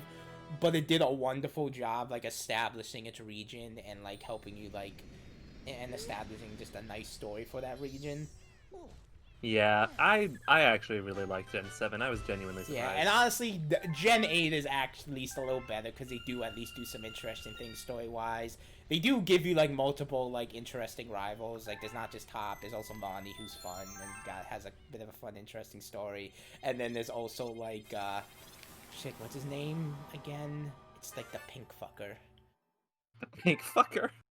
Yeah, I feel like you'd like him a lot. Like, he's I forgot his name. I think it starts with, I don't want to say B, because B's...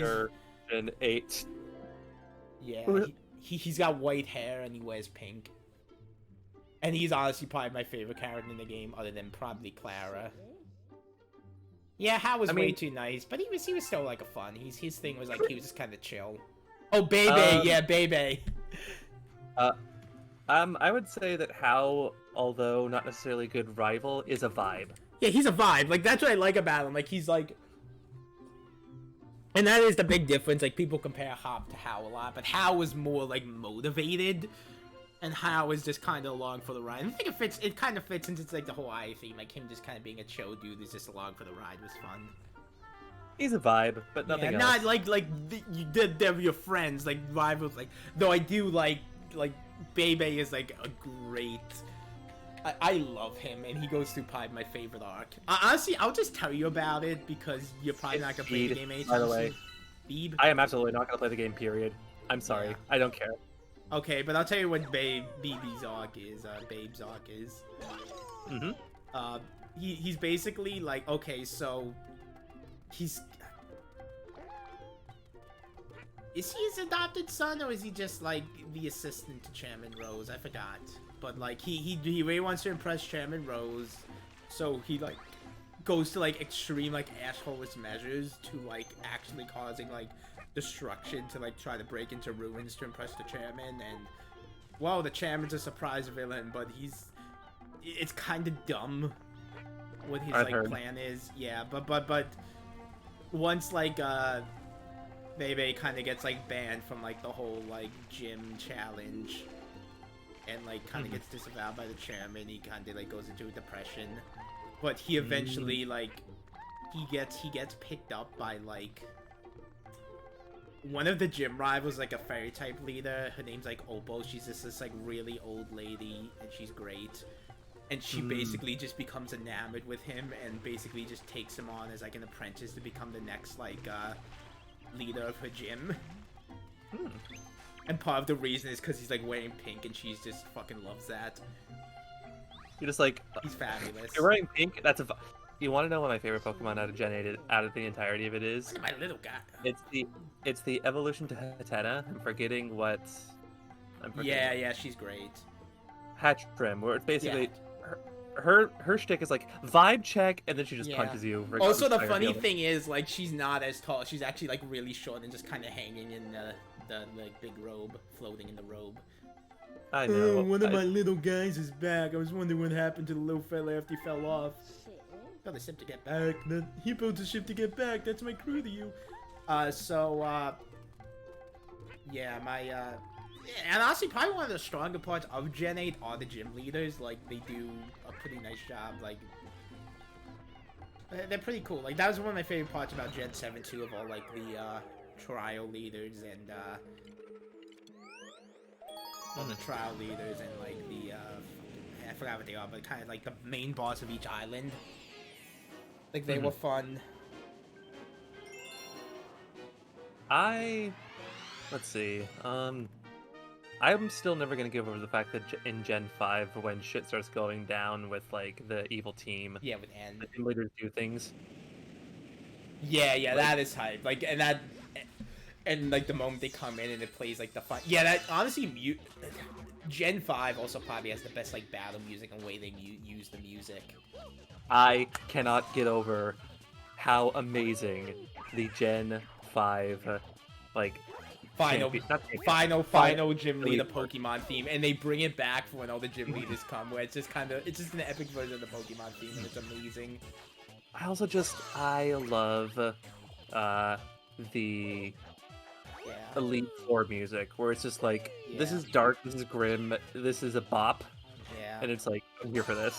Iris' theme in Black and White 2 is also a fucking bop too. But I'm not a fan of that style of music, Sam. But like, also N's theme really heavily grew on me. Yeah. No, I love that Smash basically just made a stage based off that moment in the game where like N's castle pops up. Oh, Like, when I saw like the picture of him, I'm like, yo, yes, that is the best idea for a Pokemon stage. It's just like 5 generations in. Okay, it's time to beat the champion. No. Yeah, that was hype. Rose's theme. I do like the music. Gen 8's music's okay. On its own, I don't like the gym leader theme, but I do like how it is in-game, honestly. Like, it works really well, like, in-game as kind of like a tone setter of, like, when you have, like, the crowd cheering in the background and stuff with the... It's really cool, like, in the actual, like... It's a theme that, like, works better atmospherically in-game and actually kind of adds to the hype. if you know what I mean.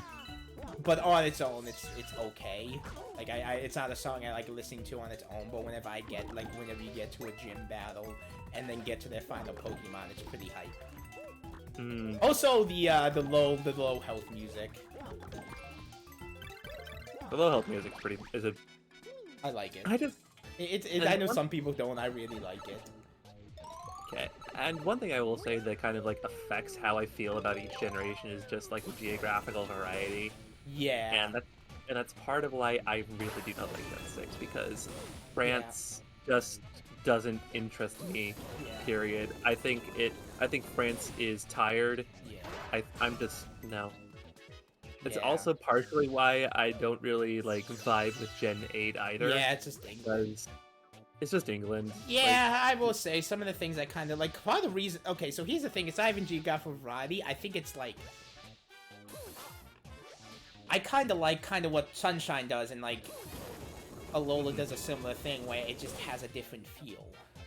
It's a similar theme, but they play with that theme with different things. Like one of the dungeons is like an abandoned supermarket, and like I love that. Yeah, they play with different like themes within so there's like sub themes within the theme. Yeah, and like Gen 4, like I used to not like it as much, but now it's basically like one of my favorites. No, it's got that coherent theme too, with like everything is centered around the mountain. Yes, although I do wish it were faster. Like the speed of the game is so but like I grew up, Gen 4 was my first, and like I remember Sinnoh like really nicely, and part of that is it's got like the kind of how Alola is like the consistent like it's the tropical island theme. Sinnoh it's this big mountainous region, and like it's also Gen 4 has one of my favorite like route themes in the game with like that one snow route. I always forget what the number is. Yeah, my favorite generation, I would say, there's a silver star over there. My thing is like, it's either Gen 3 or Gen 4. Gen 3 is just because like that is what I based like my childhood. I love it. Yeah, no. I think it has some of the best music. I think it has some of the best music. Yeah, and also Gen 3 has a pretty coherent like theme too, with like being like a water-based region, or more water-based reason. But yeah, no, that's. Also, honestly, I'd argue even more than like Alola in a lot of ways, because like there's a lot of surfing you gotta do in Gen 3. Yes. The Reggie trio, the legendary trio, I still think that they have yet to beat the level of like. Well, now it's a Quint trio or whatever, quintuple or whatever. There's 5 of them now because they added 2 new ones. Right. 8. It's like an electric one and a dragon one. Yeah, like, but the thing is, like, in order to, like, get those, I thought it was just, like, such a cool method of having to go about and try to find them. I taught myself Braille specifically so I could figure out that, like, so I could figure that out. And I think their theme is just so perfectly encapsulating, like, who they are. It's just, like, this like legendary, vaguely dark, like really dark, mysterious, and like vaguely fearful element of it is just nothing beats it.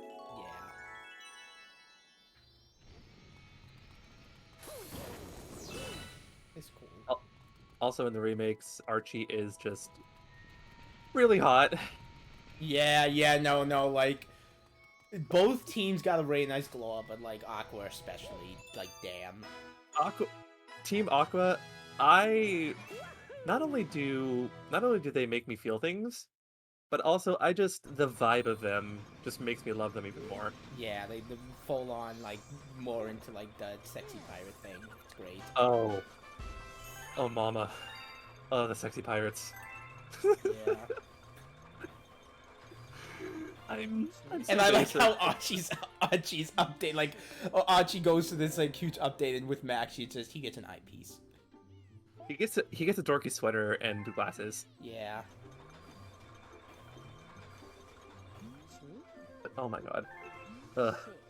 Yeah. Honestly, like, I don't know if they're actually gonna do it, but like, I feel like with like the mechanics they introduced in Gen 8 and the whole vibe of it, I feel like it would actually like fit into Sinnoh pretty nicely with the whole like Dynamax theme and stuff, because part of the big like themes of like Sinnoh is like obviously time and space with Dialga and Palkia, so like weird like anomalies will fit in easily.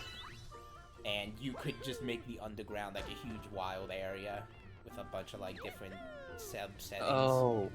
Oh, the underground. Just I still think that's legitimately one of the coolest things. Yeah, like they probably wouldn't do the underground exactly the same, but I could imagine them like instead of adding like a big wild areas in the middle of Sinnoh, they'll just keep the regular Sinnoh route. But then also, like, then anytime you can just go underground, and as you go through the game, you access different parts of the underground wild area. So that'd be like the wild area equivalent.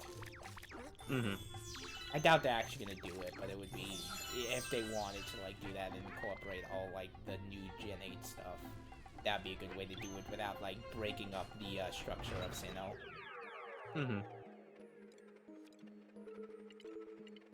Sorry if it seems like I'm distracted. I'm going through fan art for Archie from Alpha Sapphire, and I'm feeling emotions. I'm feeling emotions because almost all of them are like really gay. Yeah. That's great. Life.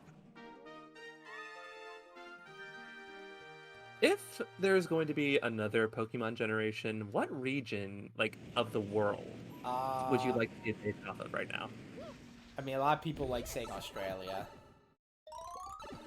Obvious reasons. Yeah, but like... I don't know. I mean, what crazy region? Because we've gotten American one. We technically gotten 2 American regions, because Ouray is kind of based on, like, Southwestern America. I thought... Oh, yeah. I always pronounced it Or. No, it's Ouray. I'm pretty sure. Huh. Yeah, so I would say... I mean, my thought is, like, India, the Philippines... Yeah, India would be cool, yeah. I don't know if China would ever show up on there, but I think that would be pretty cool if they did. Yeah. Like, can you imagine, like, a region based upon China and Mongolia? Ooh. Yeah. Like, the Wild Realms up on the north, followed by, like, Hong Kong as the major city that you have to go to. Well, the problem is just, that's probably never gonna happen. But yeah, other than, I guess we'll see. What we gotta do is see. Or maybe they'll just do some weird amalgamation of multiple regions and not, like, stick to specifically one in particular. There's this YouTuber I follow who's making a Fakemon region based upon the Pacific Northwest that I'm finding is really cool. Yeah, it's Noxton and Noggin. Yeah. Like, also his, like, idea for what makes the region stand out is weather. And he, like, introduces a bunch of really nice, like, additions to the weather system. Yeah, because, like, that was, like, Ruby and Sapphire's, like, one of their big introductions, like, the weather system. The weather system has existed since Gen 2. Oh, has it? Yeah. I didn't think so. I thought it was, like, a Gen 3 thing. I know the time system has existed since Gen 2, but, like... Yeah. No, the weather system has existed since Gen 2. It's been heavily expanded upon in Gen 3. Yeah, that's what I thought, because, like, they have, like, an extra... Because the legendaries are literally weather-themed. And, like, you get cast form is introduced and stuff, and there's the Weather Institute area. TGI Alexander, what's the hack called? Because it reminds me of another hack my buddy was on the team for. It's actually not a hack. Yeah, it's just a concept. It's just purely a concept. He's doing it pretty much just for fun, and the evil team is Amazon. Cool. Oh, that's a fun idea.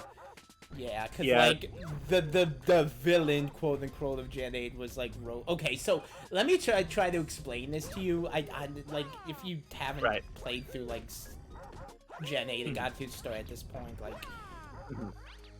It's basically Chairman Rose's, like, there's this like prophecy of like, oh, every 100 years there's this like great calamity or something, and like Chairman Rose like, oh, I'm gonna activate it now so Leon, the great awesome trainer I love, can defeat. Oh, so I just raised an easier way to do this. I'm an idiot. Wreck. Yeah. Well, like Leon, because Leon's like the greatest trainer. He's like, hey, why don't you just take out this big calamity? So like Chairman Rose basically just like activates it because he's like, and Leon's even like, no, don't do that, brah. Like, I'll talk to you more about it tomorrow or something. Chairman Rose like comes on the TV. He's like, aha, I'm the bad guy. I activated the calamity. And then, Golly. Yeah, no, I heard from Wambu that the plot is basically stupid. Yeah, it is. It's kind of hilariously stupid, I'll admit, but yeah, no, it's very stupid. And, like it's like he's the obvious twist villain, but even then, it's like he's just kind of like when she's captured, he's like, well, guess I lost now. He's not even like mad. He's just like, and then he just kind of gets arrested, and you don't see him again. It's like, oh, I got arrested. That's a vibe. Yeah.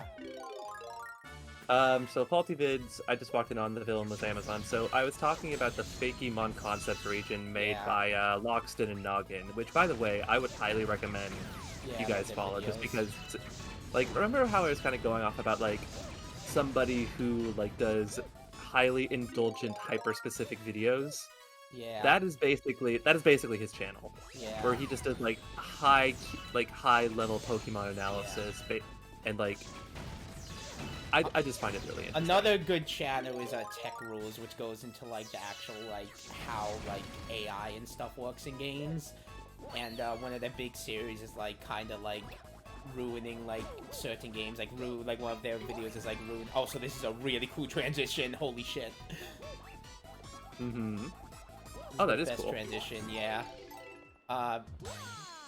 And like they have like a video series where they basically like they did it for like 5 nights a day for Baldi's Basics. They did it for Doki Doki Literature Club, and basically just like going into the code, explaining like how all this like crazy stuff in the game works and how how everything is designed, and like I think they even like have a video. I don't know if it was them, but I think they have a video where they basically try to like abuse RNG to get a shiny Pokemon. Because they went into a video about, like, yeah, they're called, I think Tech Rules they're called. I think. I think I found a new channel that I desperately need to watch, because that sounds like it is exactly my vibe. Yeah, no, yeah, that's the vibe I'm getting, because it's literally just about, like, going into, like, from, like, the designing, like, code side. And recently, because there's been, like, the big meme of, like, the Mario Party anti-piracy, they go into, like, they had a video about, like, all, like, fake anti-piracy and like real anti-piracy, and they specifically made it a point to try avoid going over all the stuff people knew already. Interesting. Yeah. I'm just gonna try going for the 1-up. Oh shit. So, and I'm just gonna be slightly self-indulgent here and say, so I am currently working on a video series called Here's the Thing, where I just talk about random things that I want to talk about. The first episode that I was planning on doing was basically like a look into the history of the Irish language and trying to explain why, according to us, it looks like it's spelled weird, but it's actually absolute genius. And then I was actually going to do a second video, like deep diving into the history of the Wendigo. And although this might be a little bit too spicy, and I'll have to talk with Vince about this, but basically saying like a discussion of like things to look out for if you are a creative person trying to use like creatures or mythologies from still living cultures. Yeah. Like, I'm not going to give a definitive yes or no, because clearly I cannot be the person to tell you that. But I kind of wanted to just like direct like creative people saying like, if you are going to be using this, you need to be able to answer these questions and be honest with yourself. Yeah. Are you doing the same? Well, no, there's a secret mission here. Oh, and then I was just gonna do an entire video on why the English language fucking sucks. I'm very angry at the English language and how they spell things, because it's so stupid. Did I miss it? Oh wait, no, I see it. I see where I gotta go. Yeah, so too long, didn't read for that.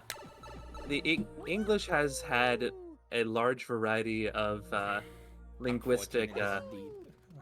Yeah, 14. Damn. Yeah, so like basically the English language has upwards to like 11 to 12 linguistic influences, and they haven't updated their spelling system. So like there are if a word is based in French, it will have French spellings. If a word was based in English, it would have English spellings. If it's based in Germanic languages, it would have Germanic spellings. And that's why we have absolutely zero fucking rules for languages, and we have to memorize it, because when we're taking words from other languages, we don't fucking adopt the spelling. Oh, it's this one. Oh no. It's a sequel to my favorite challenge from the original Mario Galaxy. Oh, get fucked. This is the end of the road for all trash. This is the end of the road for all trash in the universe. So many boxes. It's getting way out of control, if you ask me. Do me a favor and burn all these fast as you can. What do you say? It's the end. Alright, I'll leave you to it. Yeah, there's bullshit. I know there's like a certain way you're supposed to do it, so like, I think... Shit, shake! Why'd you shake it? Okay. Wait, oh, I forgot the balls go through all of them. I don't have to like throw multiple. I'm gonna lose this. Ah, so close! I almost got it! Okay. Well, that was me stuttering a bit, so I got this. Mm-hmm. Also, I think in the original, with like the Bob-omb mission, I think they might have killed you? I forgot. Yes. I know that's what Sunshine does, but here they're actually nice enough to just say, okay, just retry. You want to know what my, like, favorite, like... So you know how, like, it's kind of dumb that I, like, burn most of the crates, and he's like, well, I'm just setting them back up again? You want to know, like, it's even a Mario game that does something like that, but they actually give, like, a justification for it that's kind of funny. It's in Mario & Luigi Bowser's Inside Story. There's a, like, one point in the game where, like, to get, like, a bonsai bill from, like, a Wiggler after, like, you fight him, he's like, oh, I have a bonsai bill here, because you were gonna, like, steal a carrot and use it, like, Bowser's gonna steal a giant carrot and use it as, like, a bullet. But instead, like, he pissed off a Wiggler, and the Wiggler's like, well, since you picked that carrot, you gotta eat all of it. So then you have this, like, kind of, like, mini-game that I found really difficult as a kid, where you gotta, like hit all the carrot pieces. And you gotta look out for, like, the enzymes to help them go down faster. But if you fail it, like, the Wiggler's like, well, instead of, like, getting another giant carrot, they just make Bowser eat, like, a big pile of, like, normal-sized carrots. Like, it's so dumb. He's like, well, you gotta eat all this in a short amount of time anyway. But it's like, they actually, like, instead of just getting the giant carrot, they went to the effort of, like, drawing, like, a pile of, like, normal-sized carrots. It's just pretty funny that Bowser has to eat. Golly. Yeah, it's a fun detail. Mm. Also, this mission is not as bad as, like, the fucking, like, Bob-omb mission, because you gotta, like, be precise with the Bob-omb throws, which is really annoying. At least here, it's like, okay, just throw the fireballs that go through all the crates. Okay. Okay. So, Ham the Uwu Man says, you're not mad at English because cat is spelled with a C, but they say the K sound. That's actually relatively consistent for all the languages of the British Isles, so I'm not mad at that because that is pretty consistent. Yeah. Yeah, no, that's not something I've ever been too confused by. It's usually the exceptions that get confusing. And if you take a look at the exceptions, it's generally because the exception came from a language that wasn't Germanic. Yeah. Like, I before E except after C, like, that's all well and good, but, like, that doesn't, like, account for words that we got from Arabic, that doesn't account for words that we got from Latin or Greek.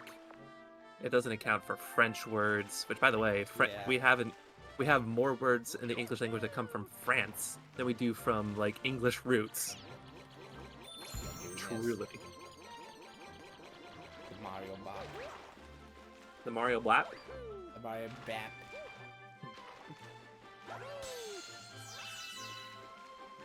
TGI Alexander, I'm mad at English because of the fact that it's a violent mishmash of words from random languages.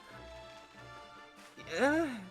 See, the thing about that is that that's not uncommon for languages, period. Yeah. Like, it's Most languages incredibly are mishmash or something. 'Cause, like, yeah, like there are linguistic like influences that come from multiple different languages, and it's very common for a bunch of languages that happen to share close geographical proximity to each other to take words from each other all the time. What is infuriating about English is that we do not adapt for, yeah, like kind of what you're saying right now. Like English is extra bad about compared to that oh, language. it's these NPCs, yo! The reason it's bad is because we do not adapt for spelling when we do like changes in the way that we phrase it. So like What we are these? get What are these guys called again? Sorry, I'm just asking. I do not know. I forgot. They're adorable, and I'm sad they're not in more games. Mhm. I don't know, but they're cute. I love them. But yeah, I don't mean to take over your I don't mean to take over your stream with linguistic analysis. I'm so sorry. No, that's good. Okay. Also, But oh, yeah. I think this is one of the first. I don't think this mission, but I know this one is like a coin mission. Also, oh damn, okay. There's like a trick you can do with the cloud suit. Is it this one? Oh yeah, no, this is the secret mission with the coins. Hmm. Yeah, I collect enough coins for that Luma. Do I have enough? How much was it again? Oh, 100. Okay, yeah, let's look for 100.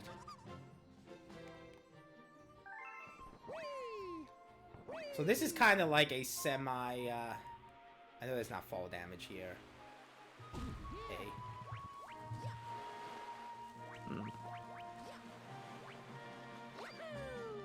There's actually a little, trick you can do with the cloud, kind of an advanced trick where,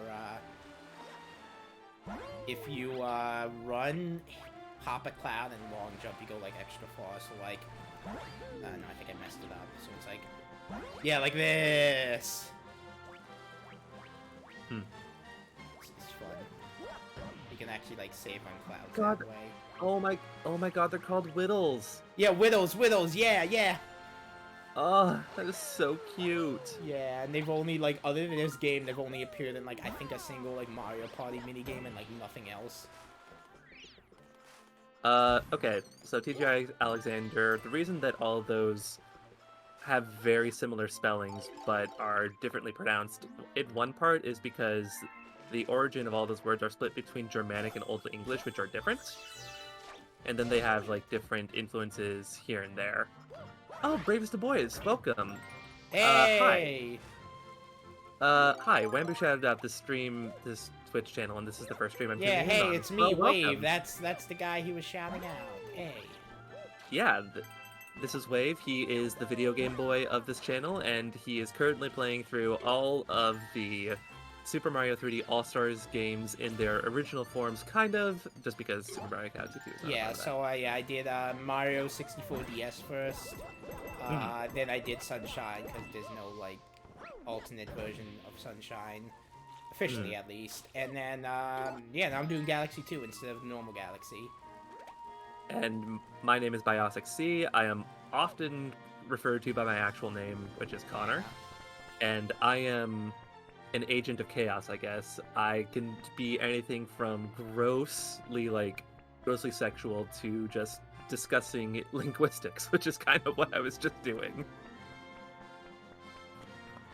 I'm just entranced by, like, Mario on the top of the tree right now. Sorry, I didn't hear anything. It's okay, it's okay. I too would be distracted by Mario flexing on all of us. Yeah. Okay, But I yeah, don't know like- if I can get enough coin. Wait, can I get coins from you? Oh yeah, there we. Oh damn, no, I think I messed it up. Oh, there I go. Through tough thought. Wait, what? What? It's through tough, thorough thought and I'm just gonna play though. the level normally. I'll do the coin stuff after. So in part, so there's multiple reasons why that's bullshit.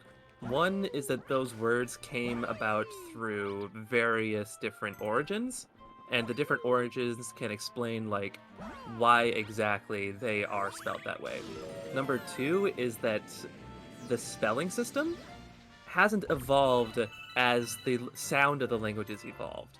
And that's pretty common within certain languages, wherein the way that a word is spelled doesn't adapt at the same speed as the way that we pronounce a language is like changes.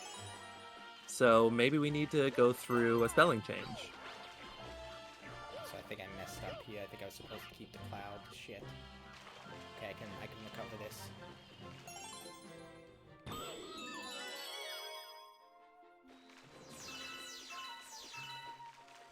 Let's see if I can.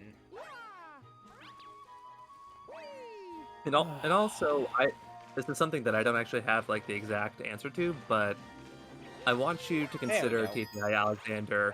Are we also accounting for dialectical differences? Like, does British English say it a different way than American English versus Australian English? And do either of those two dialects seem like it's more consistent? Oof, listen. Hey, listen. Oh yeah, that was a big oof, Snivy, I will admit. Like, TGI Alexander, I fully agree with you. I think English is stupid. And I think there needs to be a change to the spelling system to better reflect how we're fucking talking. But like, Yeah. this is my level of nerd right now. You're tickling my nerd. Okay, Connor, chemicals how do right you now. spell theater? Theater? Theater. But again, it's dialectical Yeah, as well. dialectical, yeah. Actually, yeah, Welsh is more consistent. Yeah. I want to learn more about Welsh, because, like, obviously Xenoblade 2's got to be interested in a lot more. Yeah, so W was...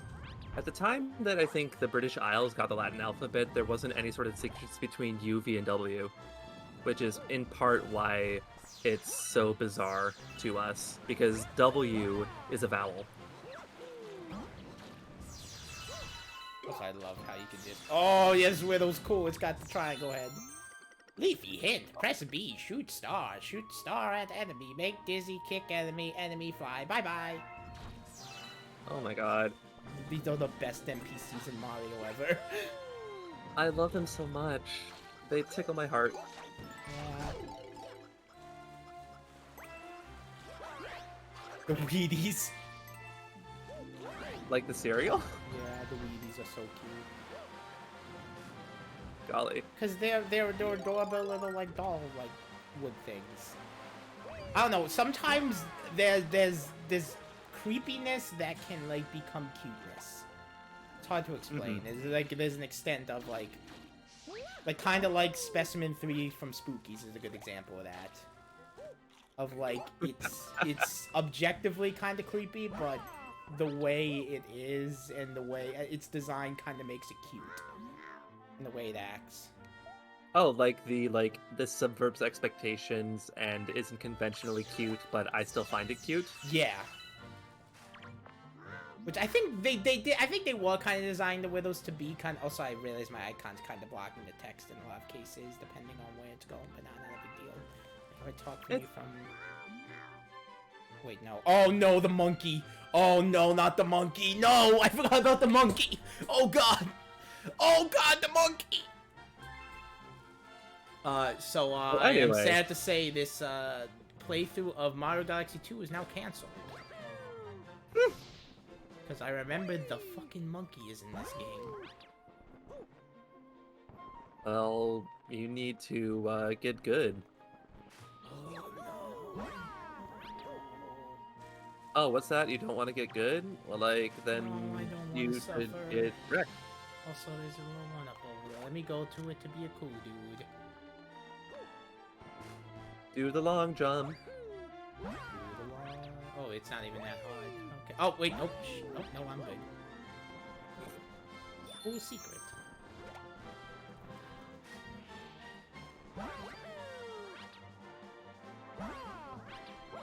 Woo! Well, he's actually the, they call me the Chimp, even though I've got a tail, I just realized. What just happened? You spanned your, We'll talk later. Okay. Oh, no, I did the little long jump trick you can do with the long jump exploit you can do with the cloud. Oh. Like I said, if you, like, place the cloud and then immediately, like, if you shake and activate the cloud and long jump right after, you do, like, a super long jump. Love that. Embrace monkey. Return to monk. Oh, hey, we're inside the engine room.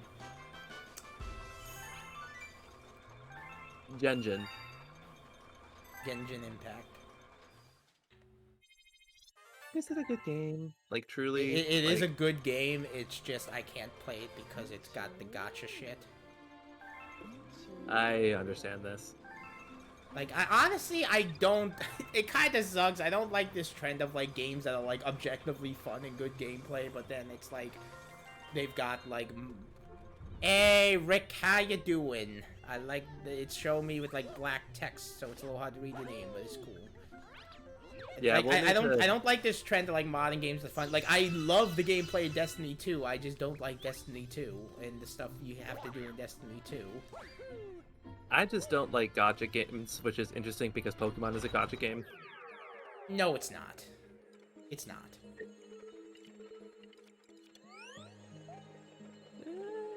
It's got gacha mechanics, I guess. But it isn't like a whole, like, luck-based, like, you gotta objectively get the best thing by random chance thing. Wait, so what is the reward for getting 100 coins in this? Because it's not showing a secret mission. You know, I'm gonna do it anyway, why not? I want to get the 100 coins and see what you got. Yeah, Destiny 2, yeah, I love the gameplay of Destiny 2. I love the multiplayer, but then once I got into the cycle of, like, oh, you gotta grind stuff up. I even love doing, like, that, first raid with, like, the Crucible, I think it's called. Like, that was awesome. I even did that multiple times, but, like, it got repetitive, and I'm like, well, I don't like log... Okay, here's the thing. With Animal Crossing as the exception, because I can do it at my own pace, I hate having to, like, log into a game every day to, like, get the most out of it. So you're not the kind of, like, a play a bit a day type person? Well, I do that with Animal... No. Okay, so here's the weird thing. Sorry, I don't... I misunderstood. Yeah, no, I don't... Like, I like Animal Crossing. I don't think it's, like, play a bit a day. I think it's more like, hey, you have to, like, grind every day. Oh, so it's like a, if you don't play it any day, you're screwed, versus like a, oh yeah, you can play a little bit of this. Yeah, like, with Animal Crossing, like, I play every day, but, like, especially with the new games, you don't, like, have, like, and even playing every day mainly just means, hey, just do a couple things, and, hey, you're good. You don't have to, like, go nuts every day. Whereas with, like, something like Destiny or, like, Genshin Impact, it's like, well, you gotta grind stuff up, and especially with something like Genshin Impact, it's like, well, you gotta make sure you're getting all the currency, or you can spend money to get these limited time characters. Yeah, baby. Yeah, I feel that. That's the, I guess it's the more exploitable aspect of gotchas. Yeah. Like, there is this one, there's this one particular gacha game that's on mobile. I think it's called, like, Battle Cats or something. Yeah, I've heard They that. still kind of have, yeah, like, they still kind of have their limited edition shtick going on here and there, Yeah. but at the same rate, like, every single character is viable on its own, in its own rate, and you can beat the Yeah. game with just, like, the standard characters and the standard gotchas. Yeah, I think And Genshin having is limited even edition- like that, but just the fact that there's, like, actual gameplay and not even just, like, oh, it's a skin that's, like, locked off forever or until they decide to bring it back, that's kind of, like, not something I like too much. Like, I play Dr. Mario World, which is, like, a gotcha game, but I've only spent, like, $3 on this game, because it once gave me, like, hey, if you spend $3, you get a bunch of this stuff. I'm like, well, I've played enough, I'll spend a little something. And I never brought anything else in this game, I still get a lot of enjoyment out of it. I No, think the only thing... They don't have limited time doctors, though, which is nice. I think the only thing that I have, like, consistently put out money for in a mobile app, and it's not even a game, so I'm kind of cheating here, are Webtoons and Tapas.io, just because I enjoy supporting artists. And that is going to be my message to all y'all folk out Yeah, there. hell yeah. Support your artists. Pay them directly if you can. Support their Patreons. And to talk, so Rick, I saw your shout out on the Wamboo YouTube channel. Yes, Oh, Wave nice. has been a rather consistent and very good editor for a lot of Wamboo's videos recently, and he's been Hey. doing a very good job. Yeah. Thanks for coming in, and I playing video games now. I beat Sunshine 100%. Yes, he did. I'm thinking of the pain right now, but I'm playing Galaxy, which is less painful. Except I remembered the Chimp is in this game, so that's gonna be fun. Yeah, but thanks for coming in, Rick. I appreciate it.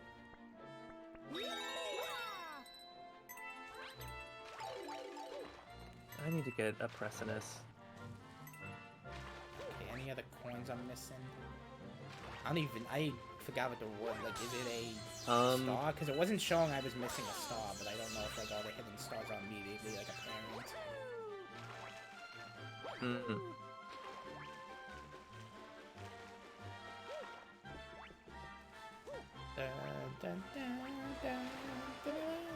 This guy's one of the best songs in the game, too. Yeah, Sunshine is pure pain.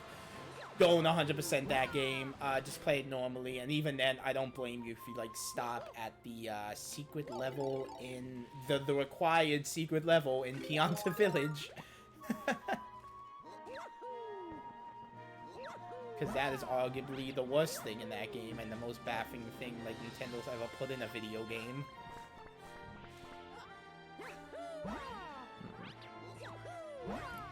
Where are any coins I'm missing?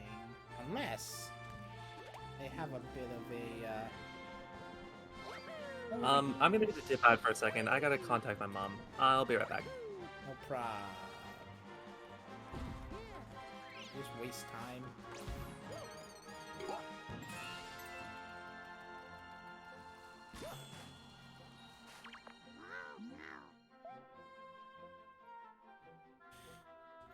Okay.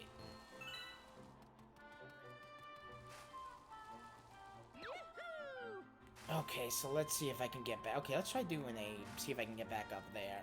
If not, I really messed up badly. I don't think I'm gonna be able to make it unless. Nope, I am dead. Let me look this up quick.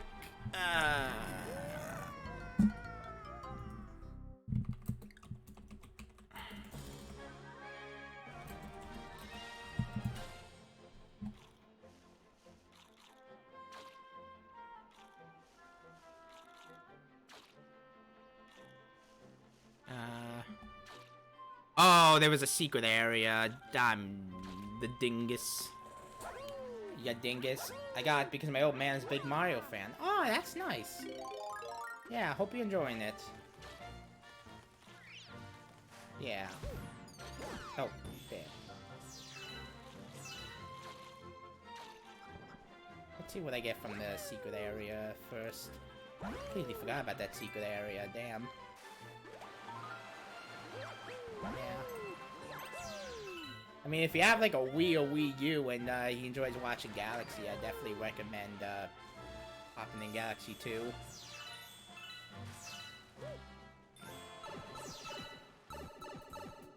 There we go.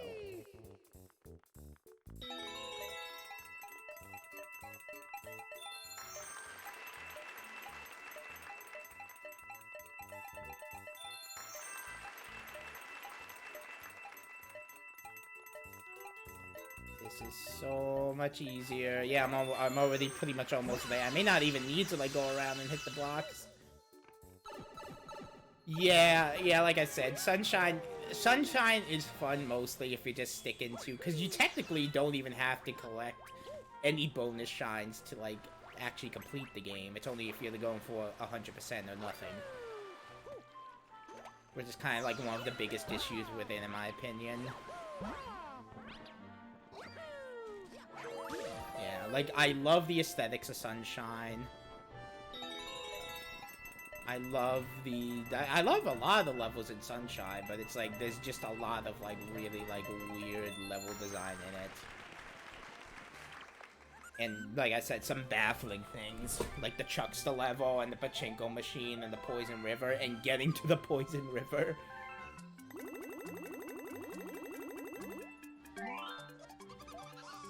Radiance form. Yeah.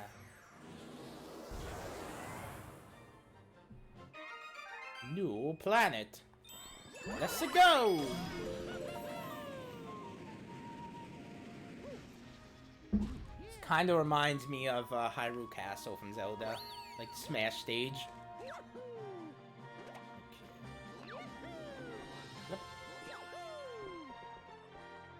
Well, let's see if I can do this without using any clouds. Kind of a bit of self-imposed challenge. I mean, obviously, I'll use these clouds, but...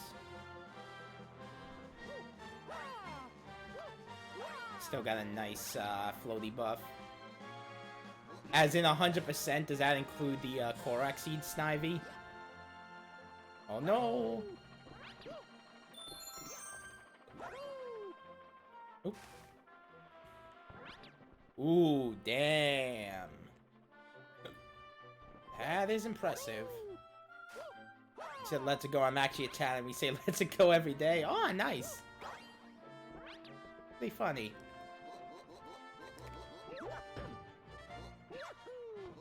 Yeah, my buddy Vince, who also streams on this channel a good amount, is also Italian.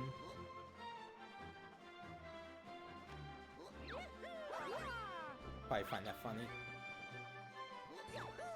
Oh, no, no, up! Oh, okay. I'll do it normally, I didn't mean the ground pound.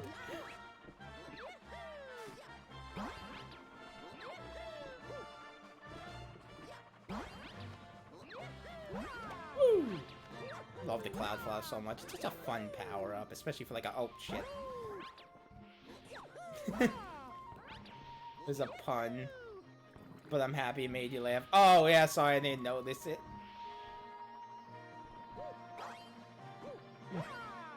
I don't know, one thing you'll learn about me is that I'm, like, very, like, inattentive a lot of the time. Like, I miss a lot of, like, I'm blind to a lot of things. I'm just, when I'm, like, focusing or, like, even not focusing, I just have trouble paying attention. And I'll sometimes miss obvious things. Boy, come on. Yeah, I got the secret I almost said secret shine, because, like, Sunshine has corrupted my brain, but... The secret star! Yeah. Also, hello, I am back. Welcome back! I don't know what my voice is doing right now, but it sounds sexy, and I like it. Hey!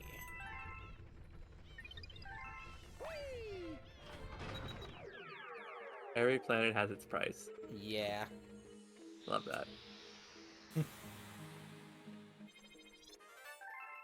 Oh yeah, that was the, I realized there was actually like a little secret area that gives you a shit ton of coins. Bowser Jr.'s Fiery Flotilla! Flotilla the Hun.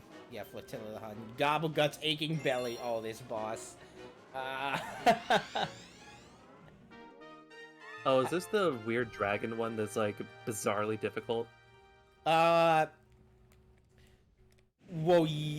there's like an alternate version of him that's very difficult. I think his original version's not that bad. There's like a fiery version of him later that is really rough, from what I remember. It's Bubster Jubster. Yeah. Oh! I got bounced off the... I tried to, like, ground pound one of the helmet Goombas. I got bounced off the stage. Wrecked. There you go.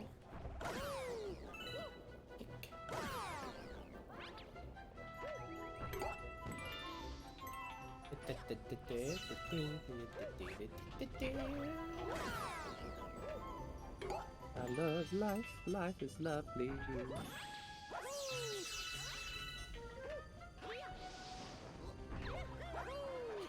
Hmm. There's comic metal. What would you say is your favorite Mario game? That's a tough one. 3D World's up there. I know that for a fact. Like if you're just talking platforming games, because like if you're talking Mario games in general, probably be like Thousand Year Door or something, or one of the Paper Marios. Oh my god, yes. Yes. So, in terms of like the mainline platformers, Super Mario 3 is up there? Yeah, 3's up there. 3D World's up there for me. Solid. Yeah. Odyssey. I don't know. It's favorite Mario game is Odyssey. Why would we kill you over that? It's a great game. Yeah, no, it is a great game. I have some issues with it, but I can see why people consider it their favorite. Like, yeah, no, it is. I love it. Like, when I say it's like I have some issues, it's like not anything like deal-breaking for me. It's just like my biggest critique is there's too much things in it, which is like not a bad problem to have. Like, it's better than the opposite problem. Yeah, we hold no negative opinions on people who have opinions about video games. Yeah. Unless those opinions are, like, discriminatory. In which case, I'm going to give you the go to jail card, except jail is hell. Actually, a fucking JoJo fan. No, I'm kidding. No, I'm a huge JoJo fan. I have only watched JoJo up to Season 2. I think Season 2 is exemplary. Ooh. Well, yeah, Season 2 has my favorite protagonist. I'd probably say Part 7 is my favorite. Season 2 is just like sexy vampires based. Yeah, the Pillar Men. I love the Pillar Men. They're so Aha, made it ridiculous. this far, huh?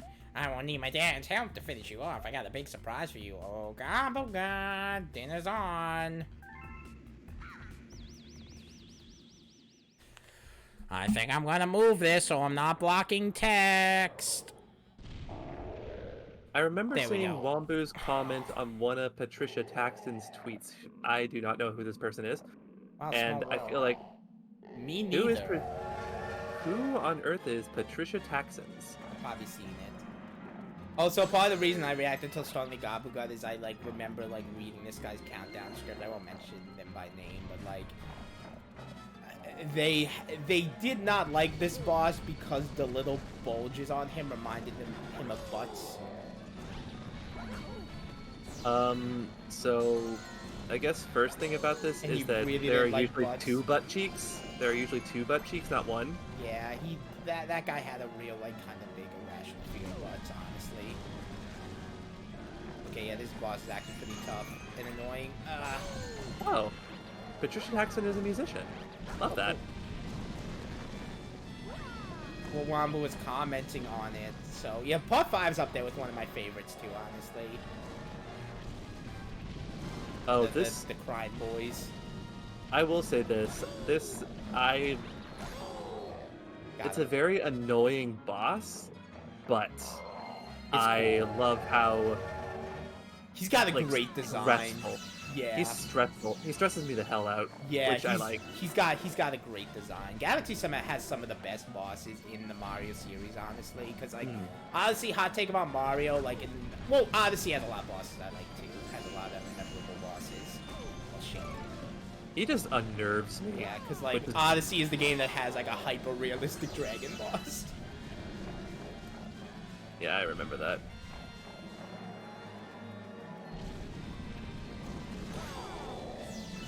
Yeah, the stressful thing about it is you gotta be careful camping where he's burrowing in, because he'll like roll back around you. Is there any way to get like the? Oh, there we go. Yay! We win. I love they use them. Yeah, I was about to say Dragon Driftway is also a great Mario Kart track. Aw. Now that this is the topic, I have to say your editing in Wambu's videos is gorgeous. Thank you. Hope someone's doing hydrates in my place. I mean, I've been drinking water at least. Here's a hydrate for your fear, for free. I have not been hydrating. I have... Hydrate, Connor. No. You Don't will tell me what to die. do. No. Oh, I gotta No, I won't. hydrate again since Snivey's done it. I'm not allowed to hydrate. It's illegal. Yeah, but no, thank you, Rick. I have a lot of fun. Wombo gives me a lot of creative freedom. Actually, specifically, like, one of my favorite, like, I really appreciate, because, like, Wombo, for his, like, his Mario Kart collab with Ed, he actually, like, gave me the reins to finish the video, because he was having trouble coming up with something. So he just gave me free reign to finish it. What parts did you edit for that one? Just the ending.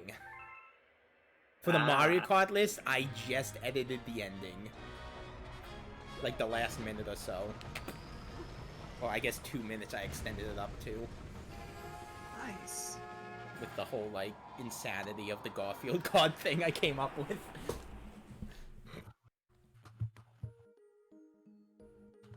You're gonna be a dead boy, Ed boy. Golly. Wow, take a look at that. We found an entirely new world. Yeah, both me and Wombo had a lot. Wombo especially went nuts in that video. Like, from day one, like, he was, like, showing us, like, clips from his video and just going nuts with the editing.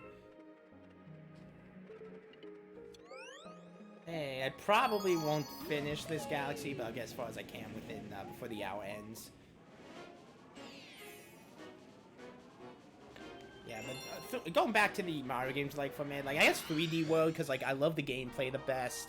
I love the music in it a lot, and just the overall atmosphere of it. Like, it's a like, a really nice mix of, like, classic Mario and, like, 3D Mario. Yes!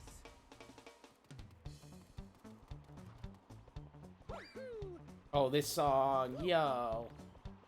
Speaking of iconic songs.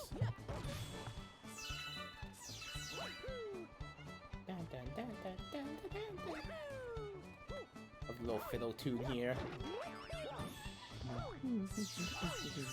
Plus, we've got some Wigglers, one of my favorite enemies in the series, honestly. What time is it for you? I'm on Eastern Standard Time, so it's about 7:22 right now. It's not like super late or anything. I'm probably gonna finish up at 8 PM Eastern Time. Oh wait, there's like decoy switches. I want to see what the decoys do. Star bits. Oh, yeah, I forgot you can kill them that way. They are, unlike in Mario 64, the Wigglers here are pretty easy to kill. Oh my god, really? Wow. I might mess this up. I messed it up. Oh well. But it's a neat detail too, because Wigglers originated in Mario World. They played the Mario World overworld theme. Oh. Oh, another secret. 70, I might transform new.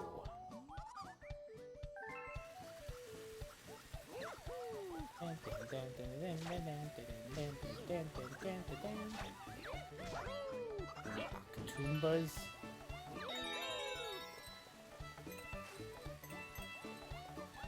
I do also like the overlap like Mario has with Zelda, like even in some subtle ways, like they basically, for like the alien like Goomba enemies, they basically combined an Octorok and a Goomba.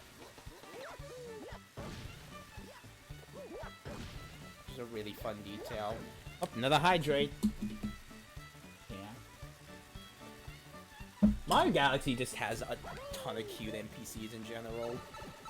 Like the Lumas, the Whittles, and the Penguins, and some I'm probably forgetting, and Piantas are in this game. I'm not as keen on them, honestly, now, but...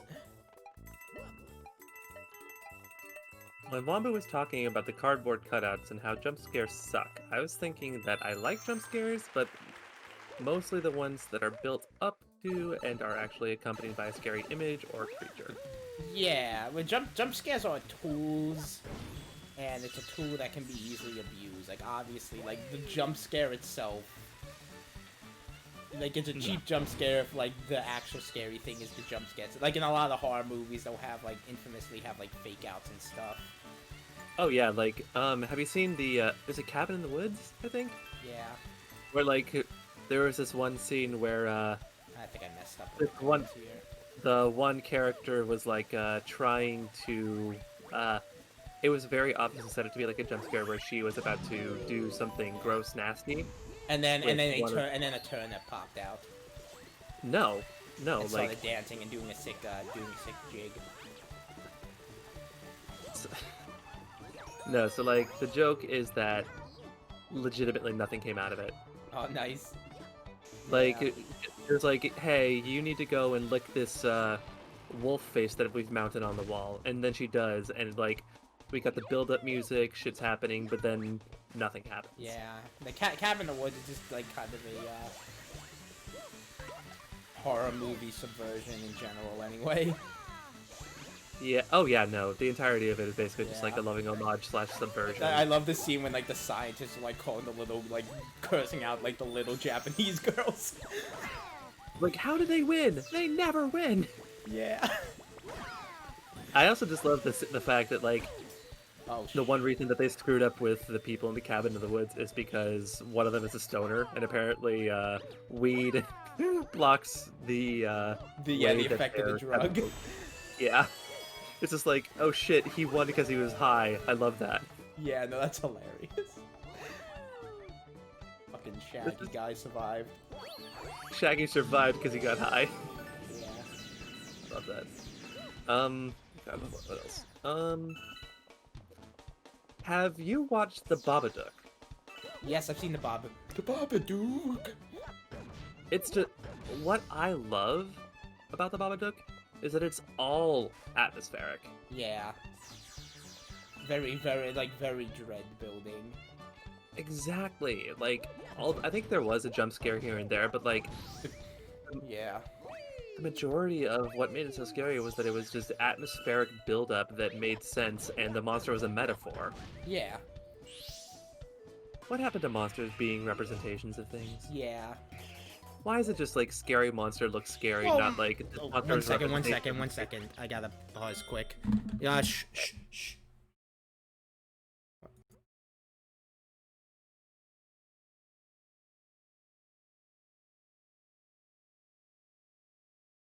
But yeah, what happened to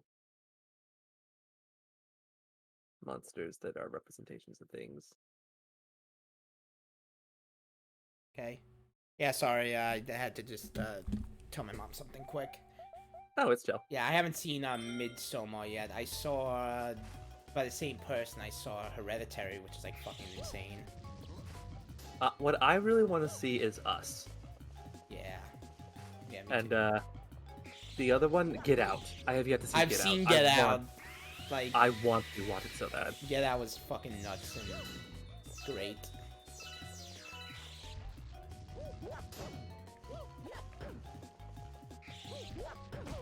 And its ending is like the most like you'll like see it and be like, oh damn, and you'll like, oh damn, like it's something that's like scary Mm-hmm. for like another reason, and they subvert it in like a very, very like feel good way, I will say. Wonderful. Yeah, Hereditary, like, honestly, like, the latter half of, like, I like the first half of Hereditary a lot more than the latter half, because, I don't know, the latter half just kind of felt more of, like, standard, like, oh, spooky, crazy, though it did get really surreal. Yeah, and I did like how more, like, kind of subtle some of the things were, and, like, oh, yeah, Male Toad. Yeah. I would say that I'm not a fan of horror, but then, like, I love the Babadook just because they pulled an amazing, like, thing. It's so metaphorically Yeah. deep. I love PT just because of the way that they implemented the repeated horror mechanics. Yeah, I think horror still does kind of reflect the fears of like society as a whole too. Like a lot of like more recently like things with like ghost and real surreal stuff. It definitely reflects more of like the culture of like constantly being watched or like not understanding the world Have you around wa- you. Have you watched It Follows? No, I haven't. That's one I haven't seen yet, but I know I gotta see. I know what the gist of it is, though. Yeah, like I've heard that the way that they've incorporated like the feeling of being watched in terms of its cinematography was Midsommar's astounding. inspired by Kubrick works. Ooh, that makes me excited. Oh, that makes sense. Yeah.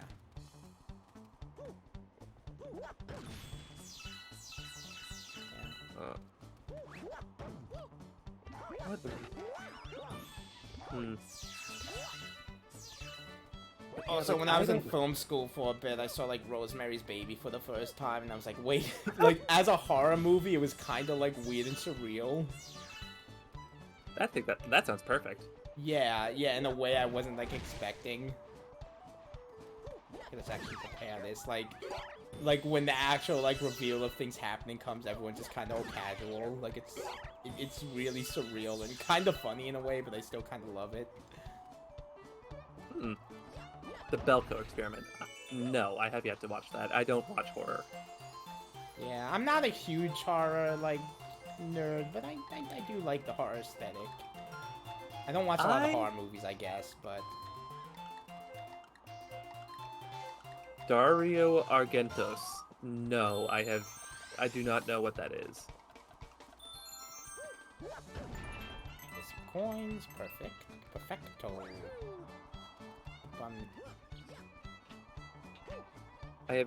I do not understand what a Dario Argento I is thought I supposed could to be. jump under the planet, that's why I did the dumb. Wrecked. Okay, well I just need coins, so I'm just gonna focus on the coins.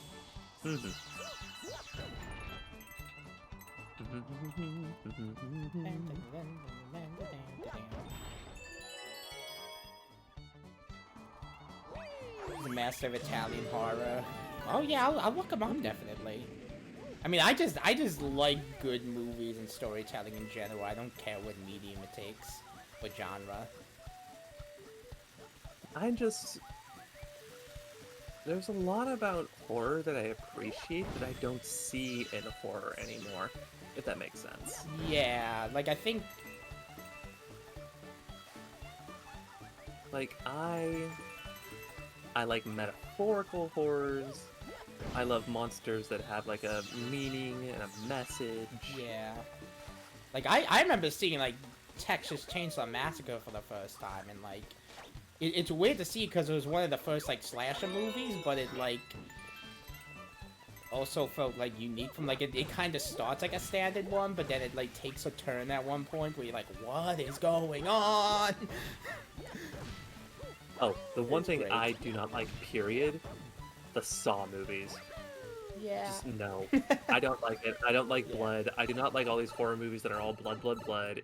It's Yeah, I mean, I kinda ironically like the Saw movies because of, like, how, like, convoluted they are and the concept of, like, this, like, goddamn convoluted puzzle master dude being, like, and, like, all the memes about it. I appreciate the memes. I appreciate the impact on pop culture. I do not appreciate the film. Yeah, damn it, I need 3 more. Wait, was it just 70 coins or 75? I think it's a 70. Please just be 70. What else? Oh, okay, yeah, I'll allow that. Is Silence of the Lambs considered horror, or is it considered a thriller? I think it's more of a thriller, but it's definitely on the horror side of things, like, because, I mean, Hannibal Lecter is considered a horror villain. So... Yeah, because I loved Silence of the Lambs. Yeah, I don't know, it's one of those things where it's kind of like a mix of genre. Like, genre is a weird thing of, like, you don't always have to stick with one. Like, you can have horror comedy, like, kinda Cabin in the Woods, or, like, you can mix, or even have horror dramas, or, like, horror, like... Oh, I love campy horror. Campy horror is fun. Yeah, campy horror.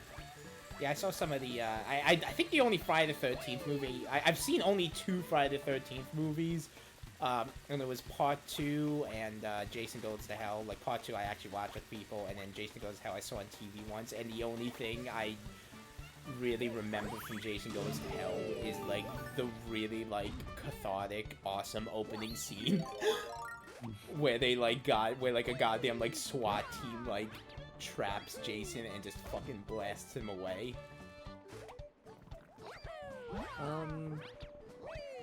I think the only, like, the most recent horror film I watched was Krampus.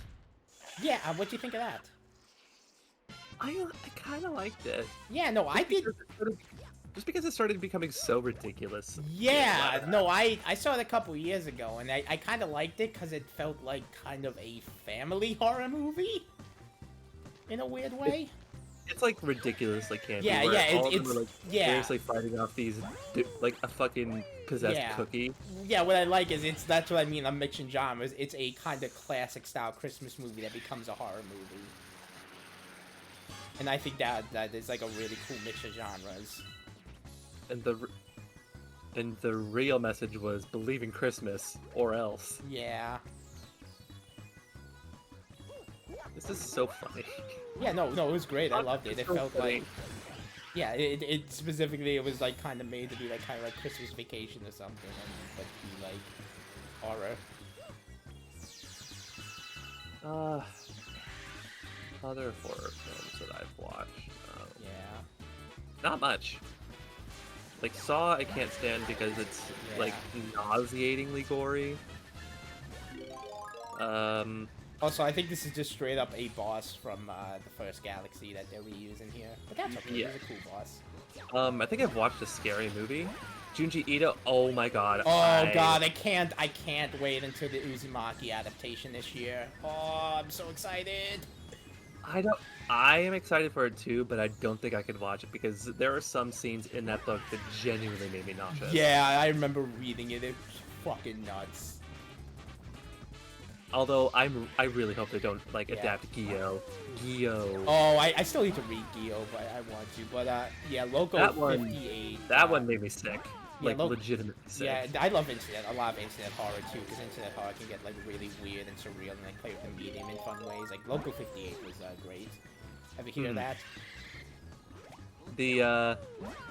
No. It was kind of like it was kind of like a fake TV station that kind of slowly unraveled this like its story in a lot of weird surreal ways. Like it was mainly just kind of in editing and. Wait a minute. Hold on a second. You might have seen it. What's that fucking like Eldritch horror podcast about that one city? It's like. I know what you're talking about. I haven't seen it. Oh, Night Vale? Night Vale. That is what I want to watch. Well, listen to, regardless. That is the one that I want to experience. I suggest to read the manga. Well, the adaptation that's coming out on Adult Swim has a lot of promise, honestly. Like, if you haven't seen the teaser, look up the teaser for that, because, like, the music in it, like, it looks like they're, like, going for, like, a stylistic manga, like, adaptation of it. And the fucking music they used for the teaser is just, oh my god, it's amazing. Like, the music itself is a spiral. So, if there's any, if there's any work that has promise, it's the animated adaptation that's gonna miniseries that's gonna be coming out this year. Hopefully it's good. Like just the teaser so far like has the implication that it's gonna. Yeah, I've seen FNAF VHS. Yeah, FNAF VHS is fun, but I mainly just quote like, "Ahoy, mateys! The show is starting in 3 sailor minutes." In human time, in landlubber time, that's 3 minutes. Yeah, from that like 1. Yeah, I don't mind about like loud. Well, I mean, I'm an editor. I'm used to like loud noises. Yeah, let's do Hightail Falls. I'm feeling Hightail Falls. I like both levels quite a bit, but we're getting close to the end. So if we're gonna end on any, I think this would be a good one to end on. Foxy's is the best one, yeah. Hot Step Dash Pepper! I actually had a lot of trouble with this level as a kid.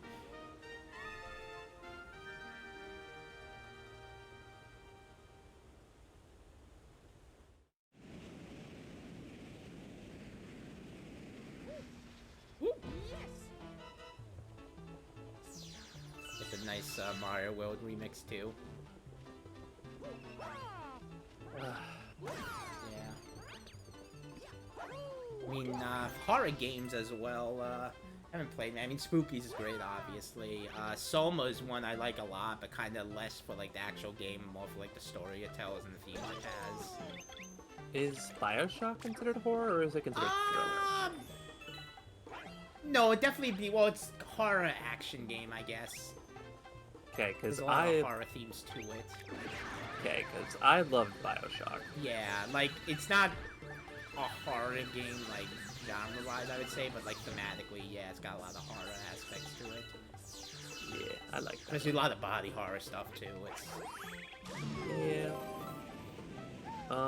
Yeah, there's just not too many horror games I like, just because...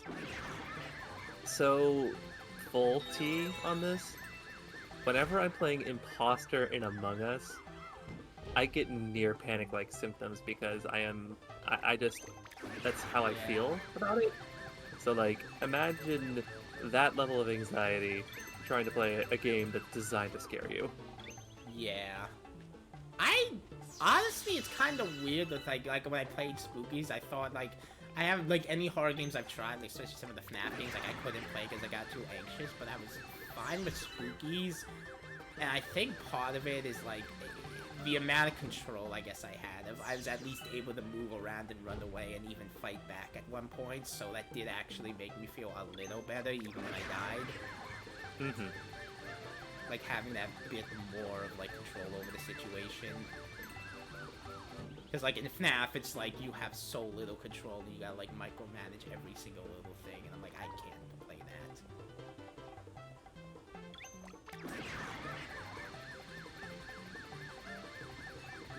Oh shit! I Am Sophie is a good one. I Am Sophie's. Yeah, I think I've seen that. I like when things get. I like the racer real ones. Like one of my favorites always be Don't Hug Me, I'm Scared, obviously, and oh my god, yes. I'm trying to think of other good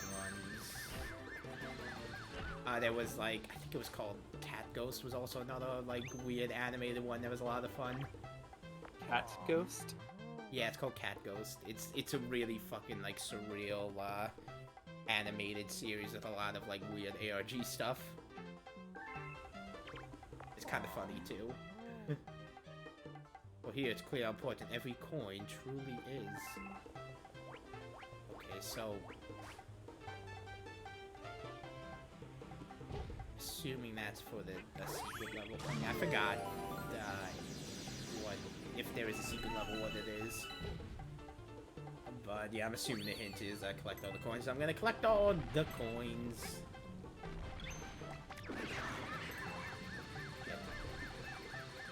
There's some leniency.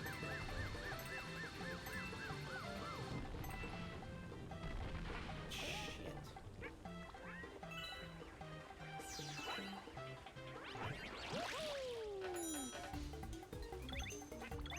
Yeah, that might's cool. I've seen some of his videos.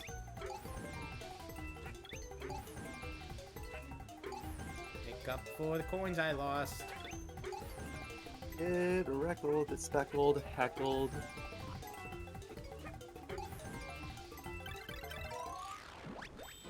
I don't really care about the one-ups right now. I've got more than plenty. Especially considering this is like reaching the end of the stream, right? Yeah.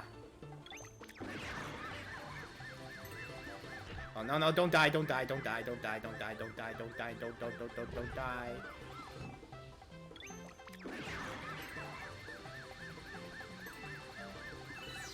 Did you die? No, I'm okay. Okay. Okay, so I'm assuming is there a coin luma anywhere?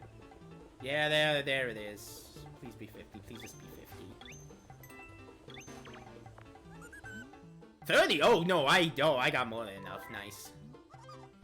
Yes, I've got a huge coin craving. That's the stuff I'm gonna transform. I've got a huge coin craving. $3. $3. $3. $3 in land limited status. $3. If you please were to donate $3, would you please donate? Please. Walk into. Oh, hey, Jeez. Flush. We're getting near the end of the stream, but, Yeah, also, I that's forgot good. these enemies were in the game. What the hell? What are these, like, glow box dudes? They supposed to be, like, the viruses from, like, Dr. I do not remember these enemies. What the hell are these enemies supposed to be? What? They're supposed to be Poliwhirl. They look like yeah, I was gonna say they look like Poliwhirl or like the Glowbox from Rayman. Or like even like kinda like the blue viruses from Dr. Mario. They look like a lot of things, honestly. Like, Yeah, I have no memory of these enemies. What? Do they just appear here?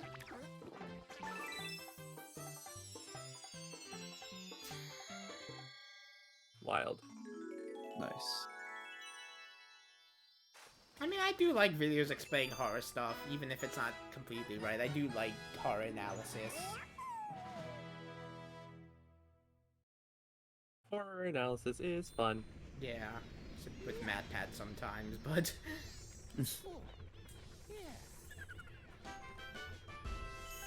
Like, the FNAF series is my favorite horror game I am never going to play.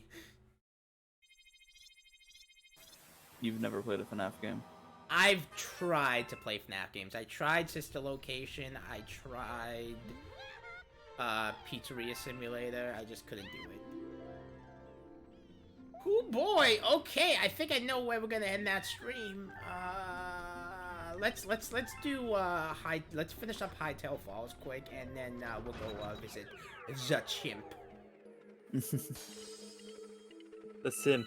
Yeah, oh no, oh god, the Chimp, oh no. Did they get the comet medal yet? I think it's at the end. If not, if I miss any comet medals, that would be the thing I do off stream. The nice thing about this game is I'm not gonna do too much off-stream grinding, at least yet.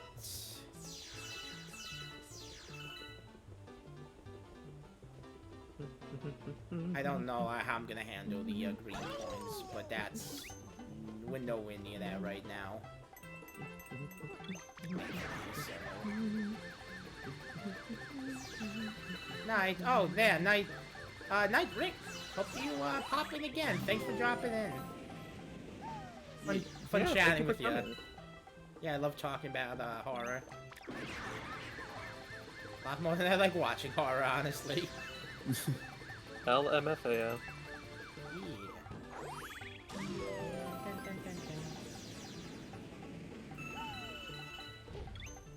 Also, I like how you can see the bonus stage off in the distance.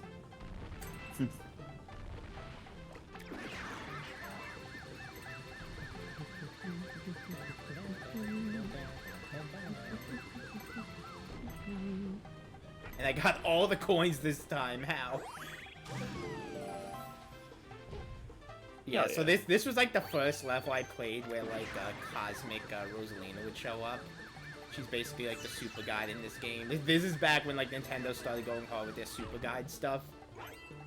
And like the one in this game was like a Cosmic Rosalina who would play the game for you, and I almost like, I think I might have even at first like actually, oh shit, oh no, okay. Yeah, it was this part. This was the part that gave me a lot of trouble as a kid, and I think Cosmic Rosalina actually beat it for me. Or I might have took over like right at the end, so I could at least get like credit for it. Because I don't know if like using Cosmic Rosalina like made it so like you officially didn't get the star. Also, I'm dead. Woo!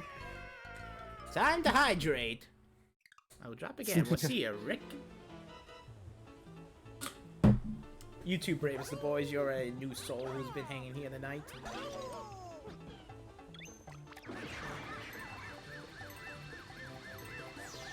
I don't know what I'm gonna call this episode on YouTube.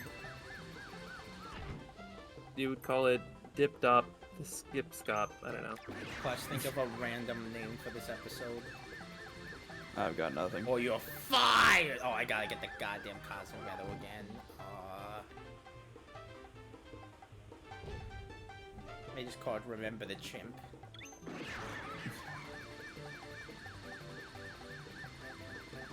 I didn't remember the Chimp, and I'm regretting that. I love these flower things Yoshi grabs. They're so much fun to use. Just bopping them all day. Bip bopping, bip bop.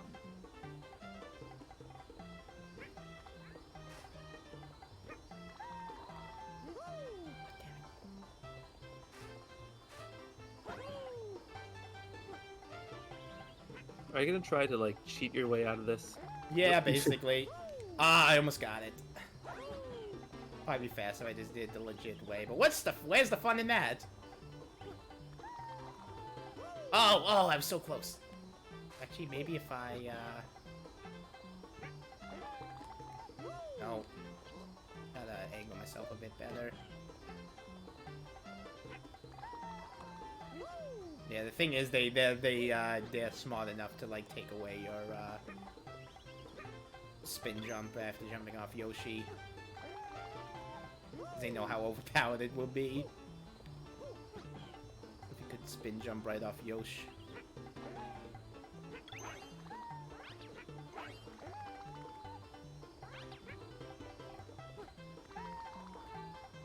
Okay, I'll do it the legit way.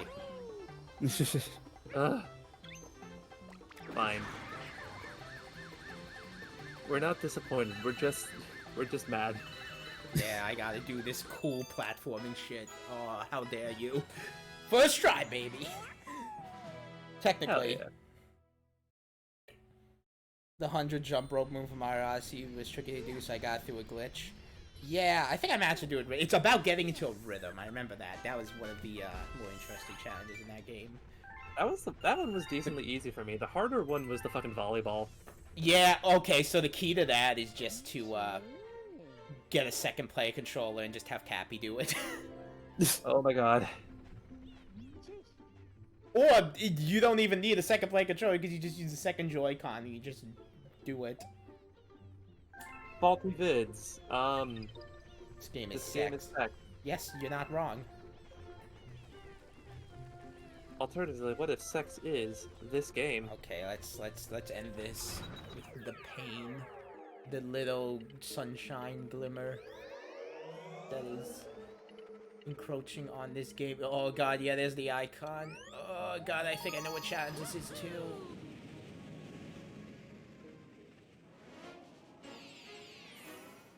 You ready to go, Chimp? Yeah, that's what I'm gonna call it. Go, Chimp.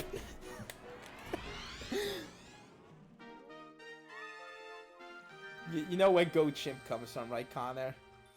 No. So when I was playing like Life is Strange with Wombu, I like misquoted Warren because at one point he asked if like Maxine, it's like, hey, you wanna go to the Planet of the you wanna go to the Planet of the Apes marathon? We're gonna go ape, but I like misremembered it, so I said, oh, you wanna go chimp? Oh Call me the chimp. Nice mustache. Got the high score of 10,000 of this game. Yeah, this is the one. Okay. You know, it's not sex. This is... Okay, I don't think this one is too bad from what I remember.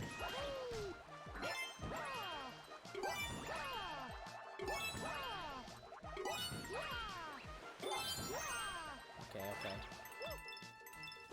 Should've got the coins. It's fine. Then the key is to like get the super combos, and you can spin jump after. I am much better at video games now, even though I missed that last jump. I think the Starbucks give you points too. Yeah.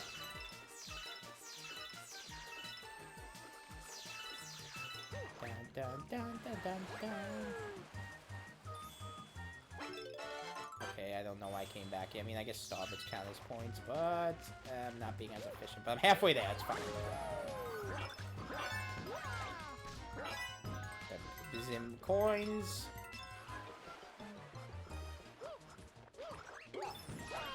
Damn it. Can you not grab the coins with the cursor? No, unless you have a second player. Which, actually thinking about having a second player would probably make this level a joke, just like the volleyball in Odyssey. Okay, 3,000 more points. Got this wave. Okay, so this was not the specific one I had a lot of trouble with. But there is one later that's like really, really bad.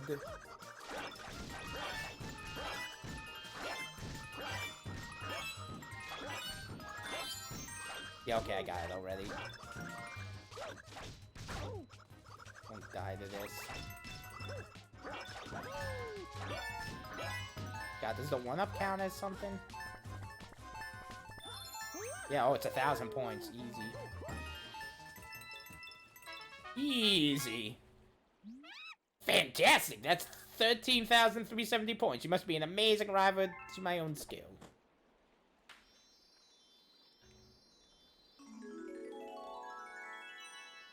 One chimp down.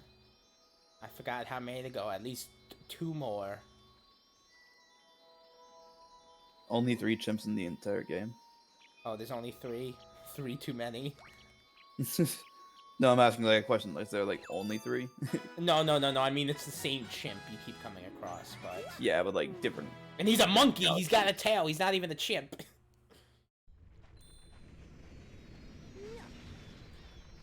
Wait, no, can chimps have tails? I forgot. Chimpanzees have tails? Am I just an idiot? I'm just thinking of the apes. Bapes. Chimpanzee.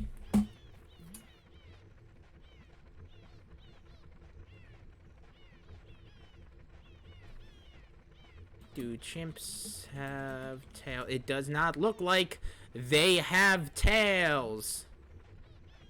Chimpanzees and other great apes do not. Okay, I was right. So the chimp is goddamn liar. Get wrecked. Yeah. Yeah, so we've gotten through the first world and then some. Hey. Not a bad start. I mean, I'm enjoying this so far. Nothing too nuts. Been having a lot of fun, honestly, because it's definitely a different feel than Sunshine, because it's more like linear style levels as opposed to like the semi-collectathon in Sunshine.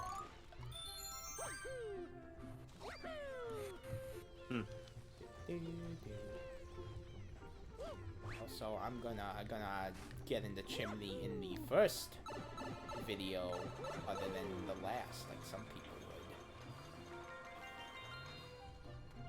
would. Predicted sideboard. Yeah, I'll definitely check it out. Thanks for the recommendations, Bravest the boys. Oh, yeah. I'm sorry I'm kind of dipping out right now. I'm doing a little bit of research into audio recording stuff because I kind of just have Audio a blue... jungle. I'm upgrading from this blue snowball that my friend literally picked up from 1-800-GOT-JUNK. Yeah. Like, it works, but there's a lot of background noise. So I'm moving away from trying to do like full USB stuff and trying to get like audio preamplifiers and the like because it allows me a better range of flexibility. But like, I don't quite know where I'm supposed to go. And he did give me a setup that's like sub $300, but I just need to do research. It's a lot. Audio is complicated. Say, you've been collecting coins. I really like coins. I just love the noise they make. That ba-ding! Haha, I can't get enough. Tell you what, I'll give you a 1-up for every 100 coins you collect, so bring as many as you can find.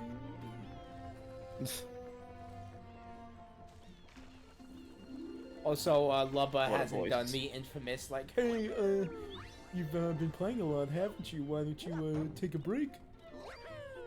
Because he does that. He's one of those guys who's like, hey, Nickelodeon Worldwide Day of Play, get outside. I'll switch to Cartoon Network. But this is a weird memory, but I remember once when Nickelodeon was having like the wide day of play thing, and I think it was raining outside, so he switched to Cartoon Network. You know what was on? Fucking Out of Jimmy's Head. So we just went outside. Alright, I'm gonna dip out. I'll see you problem. guys later. Thanks for popping in at the end, Plush. Yeah, no problem. Gamers don't take breaks. Put shades on. Okay. Yeah, we're gonna end this off for now. All right. Also, the icons kind of work, so when like the life counter comes up, it looks like it's my lives. Mhm. Alright, I'll see instead you of guys later. Mario's. See ya. All right. Yeah. Yep. Have a good night now. See you next Sunday, or maybe sometime this week for another stream. But who knows? But definitely next Sunday. Thanks, All right. new viewers, for popping in. I'll see y'all around. Good night. See y'all later.